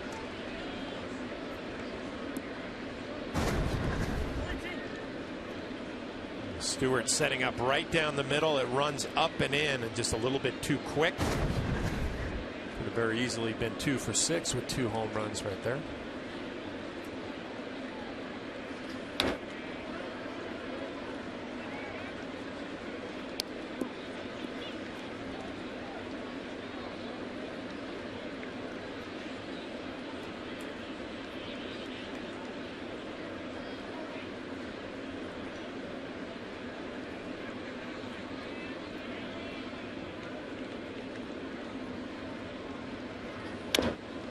Sounds like a broken bat, and it is. A short of the wood goes down the third baseline.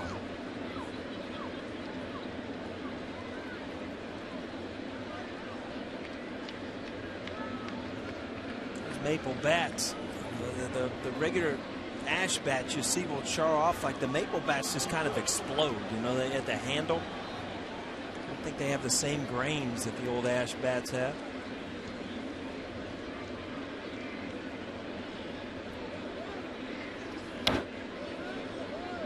Good at bat, battling. It was one of those at bats, 3-2, fastball after fastball after fastball. Who's going to win this battle? Is it David Robertson, Kinsler? I think if he drops a curveball, he'd probably get him, but you got to have a lot of confidence to throw it for a strike.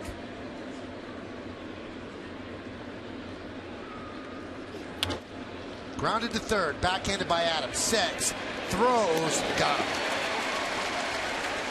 They had to play beautifully. Late in the game, you play, you take away the doubles. You put your corner guys right on the line. This ball's hit hard early in the game. Probably a double down the line. But you can't give up extra base hits in a tie game late. Kinsler hits this ball pretty hard. You see when he back to the dugout, kind of shaking his head. Good at bat. Hammer a ball right down the line. Just happens to be the time of the game where they're playing there.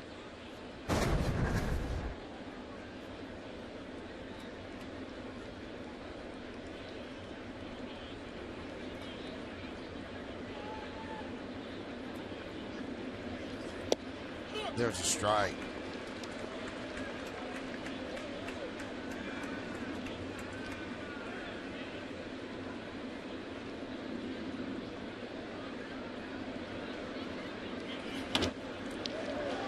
Right in off the fist, and he boops one into center field for base hit.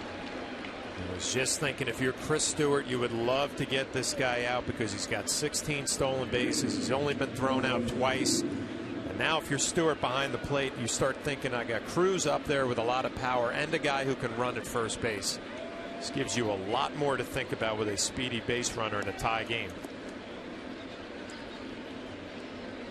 He sticks out, and Andrews is a pretty good hitter. He coming into the game hitting 237. That's not him at all.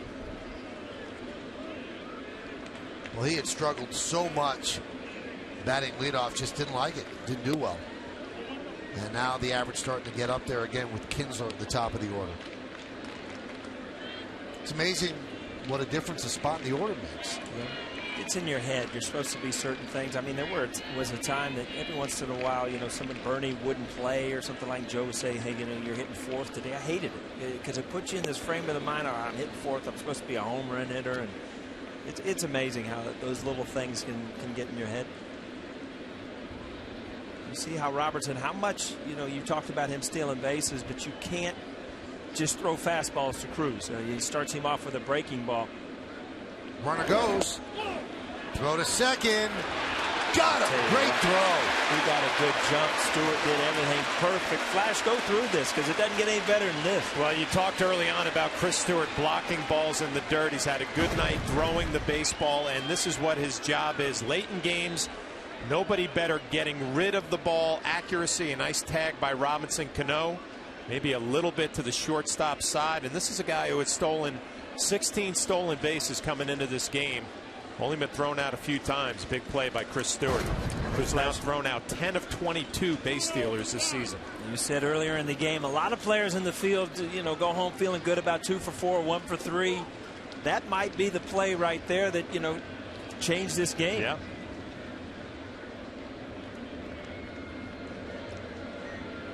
The 2-0. Breaking ball outside. Watch Chris Stewart throw. I wouldn't say he's got a cannon for an arm, but I don't think there's anybody better at getting rid of it as quickly as possible and accurate. And he walks him on 4 pitches. Let's take another look. Worth another look. Robinson Cano out in front of second base a little bit, swipes the tag back. Just gets him before that hand reaches second base.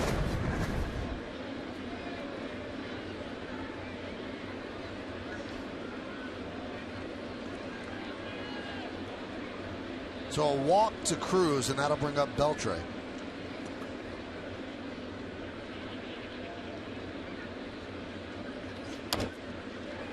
Grounded to third. Deep again is Adams. He takes a step, fires, and they get Beltre for the final out. No runs a hit, no errors, and 1 man left. We're going to the bottom of the 8th. From the locker room, it's on the 10 o'clock news on My 9. 3-3, Tanner Scheppers, new pitcher. And he deals to Almonte low, 1-1. Well, I'm interested to see Almonte's approach here. As you see, the numbers for Scheppers are outstanding. 14 walks in 38 innings, but an impressive 5-0, .95. 98 with the fastball. There's 2 pitches right there, right on the inside corner. You got neither of them. As a young hitter, you got to think, man, this league's great. They make them throw it right down the middle. Lined into center field. Martin makes the play for the first out. I was interested in that at bat for a young kid. Is he going to go up there in a tie game trying to go deep and maybe do a little bit too much? He did. Right back up the middle. Same approach we've seen. It's one of the most important things you do as a player is know what you do well and don't try to do something that other people are good at. If you're not a home run hitter in certain situations, don't try to become one just because it's a close game. Do what you do. This guy, Almonte, uses the whole field.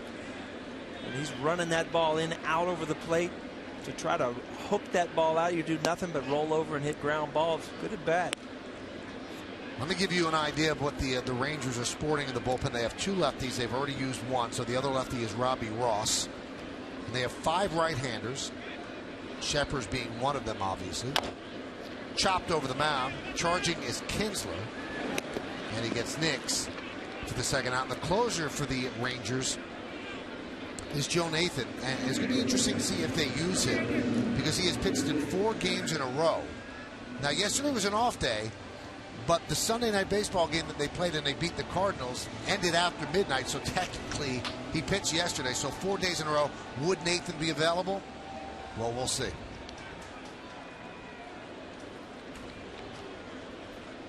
You see Sheppers, I mean, at 97, and that's usually a 4-seam fastball. There's a ton of movement on his ball, too. That's 98. He's really dialing it up now.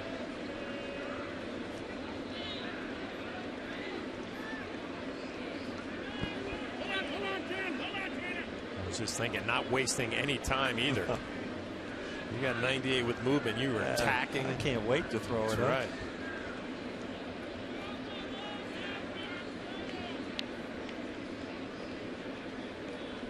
Ooh, got a slider too. That's, come on now. That's kind of unfair at this point. Well, that's what's left out of the bullpen. They've used Kotz and Sheppers. The 0-2. No. So 98 with the fastball, 86 with the breaking ball. So even if you throw a bad breaking ball, the separation of velocity might be able to get you. I'll tell you what.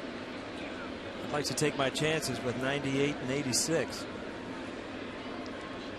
1-2. Adams has struck out twice. Game is tied after 8 innings at home. There's no save situation, so Mariano will pitch the 9th. And Adams has struck out 3 times. He's now 1 for his last 21. Strong inning by Sheppers. We're going to the 9th, tied at 3.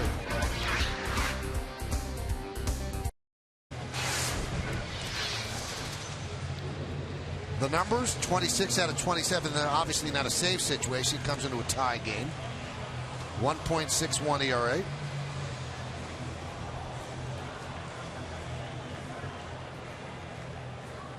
Obviously, Mariano, barring something unforeseen, will be on the American League All-Star team, which will play the All-Star game at Citi Field. And there have been a lot of suggestions that Mariano should start the game, and he wants no part of that. He said, I'm not a starter. It's not fair to a starter that would win. I'm a closer. I'm not going to start the game. But people have mentioned it really to honor him more than anything. He said, if the game counts for something and you decide home field advantage in the World Series, you shouldn't mess around and have a closer start the game. Here's the 0-1 to Przinsky.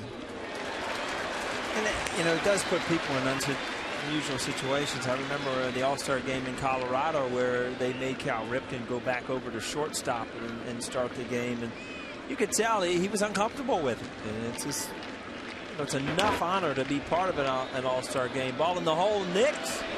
Call it, Mike. You got it. You called it well. And a nice scoop by Overbay. Got him. You got to get a little more than that. I was letting you complete it.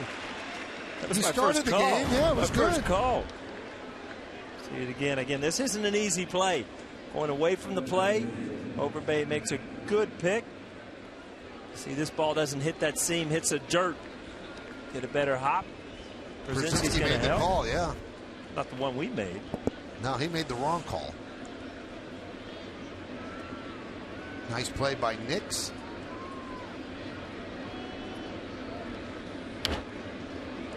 And Berkman fouls it back. It's funny, the other day, Flash, Mariano came in an inning to get work. It wasn't a safe situation. We threw a ton of 2-seam fastballs. He was getting outs like they were nothing again. It was almost like he got bored getting people out with the cutters. Now tonight he's back to throwing that cutter.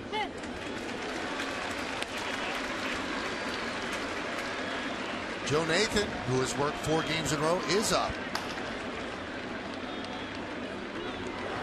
Now, would they bring him into a tie game? Because there could be a safe situation on the road in extra innings. The 0-2. Shattered bat. Soft ground ball to Cano. 2 outs in the barrel. Flies into the stand. Seems like everybody is okay.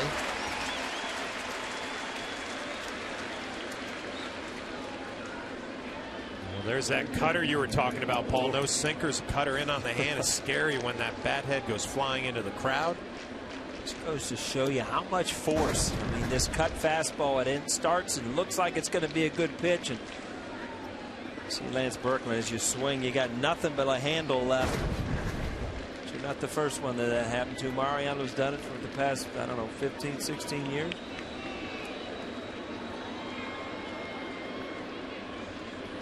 Pitch to Moreland inside. You want to look ahead to the bottom of the 9th inning for the Yankees. It'll be 9-1 and 2 in the order.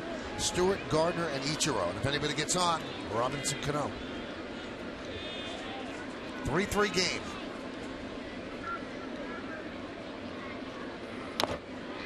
One and one. Flashy must have been fun to catch. You know, you set up at a target, and you know you're not going to reach much. Ball's pretty much going to be there. Well, I mean, the control was impeccable, but also he's as good as anybody is reading swings. Like if Moreland wants to keep swinging at that cutter in, he'll keep going in off the plate a little bit more. Let him swing if he wants. And once he senses a hitter is getting some better passes at the baseball, then he goes to the other side.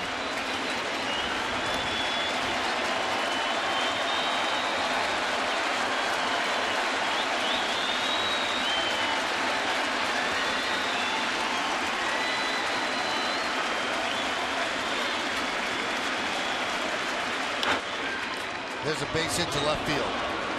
I'll tell you one thing, textbook, that you're not going to see much a better at bat off Mariano than you saw there. 3 nasty cutters on the inside corner. He went to the backdoor cutter like Flash talked about. Stayed in there and just shot it the other way. Very hard to do as a hitter when you've been pounded in to still be able to cover that outside pitch. It's not like that was a really bad mistake. That ball was right on the outside corner.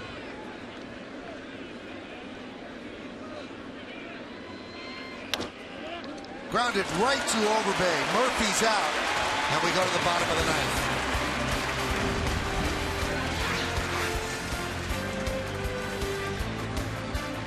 9th. So Shepard stays in there in a 3-3 game, bottom of the 9th. Stewart leads it off. Pitch outside, 1-0.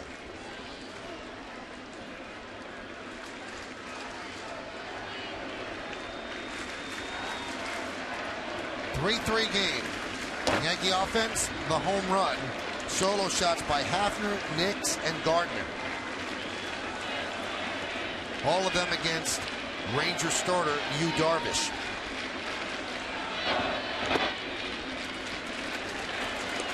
Three and 0 as Stewart would love to just get on, and then you could have Gardner bunt.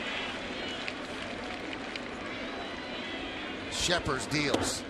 He walked him on 4 pitches, so the winning run is on.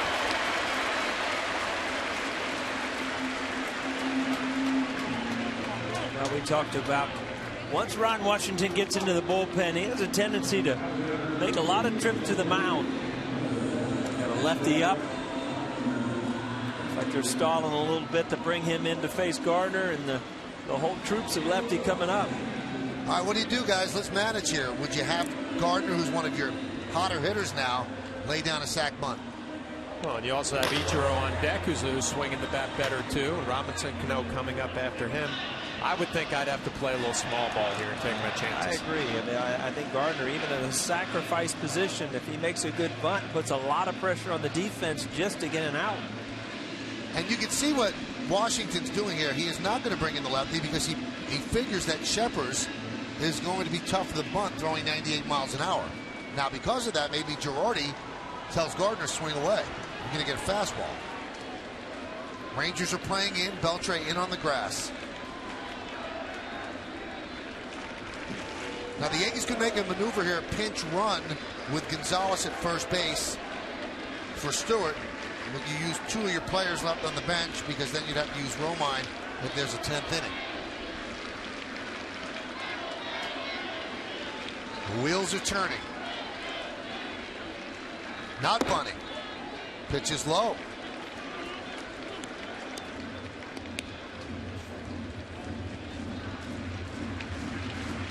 Girardi might be thinking, even if he hits the ball on the ground, it's going to be tough to double him up.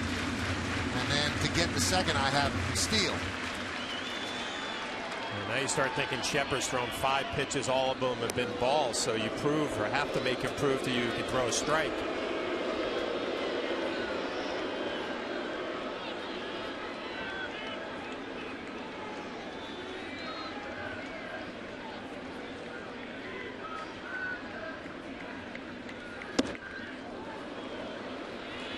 One and one. And that would have been another ball right there. Brett helped him out a little bit. Sinker down out of the zone.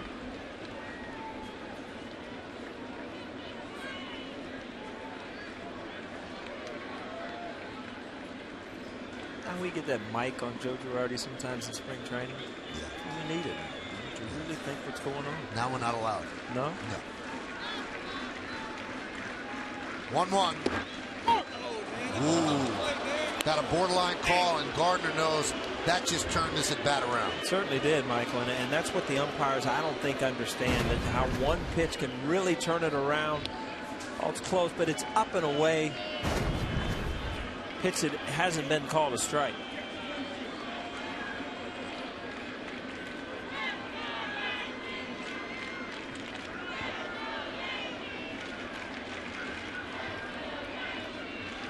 If you're in the box, is it tough to shake that off that you're ticked off at that call? Well, I mean, the game situation helps. I mean, you step back in, you see the scoreboard, it's 3-3. You've got a man on base, so it is easier in a situation like this to realize, you know, what's at stake here. Chop to first. They get one, and the ball is thrown away. But backing up is Przinsky. And he's going to go tag Gardner. And Gardner said, "Go ahead, tag me. I didn't turn." And I think Gardner, you know, didn't make a complete turn. And you'll see what Przinsky sees here. Just kind of stopping to pick up the ball. See, he looks back to see if it goes in the dugout. Wouldn't have had him anyway. But I'll be very disappointed as a fan if Brett Gardner doesn't get an opportunity to steal a base here. Przinsky, a good catcher, but not one of the better catchers at throwing guys out.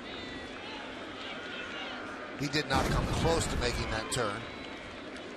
So now here's Ichiro. And do it early, Paul, right? Absolutely. First or second pitch. Yeah, you've got to go early because the hitter you can't take so many pitches to put yourself in you can take a strike, but you don't want to dig too big of a hole. Put yourself a good pitcher. Hard throwers are usually slow to the plate.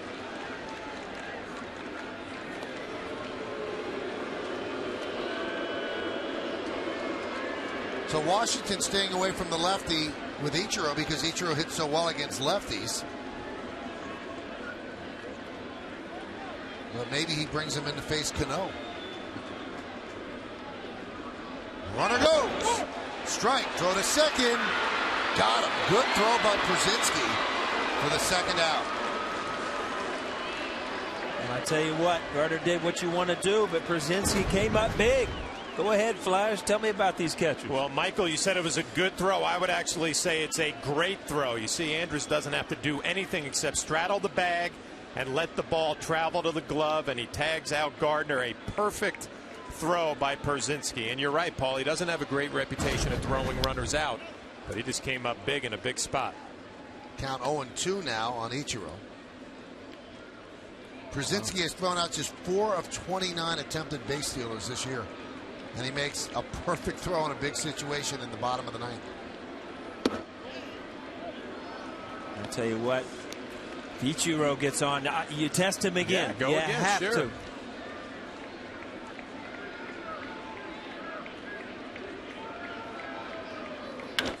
That one's driven deep to right field. Cruz back, looking up. See ya! Yankees win 4-3. 4 solo home runs give the Yankees a win. As Ichiro walks it off, and the Yankees wait for him at home plate.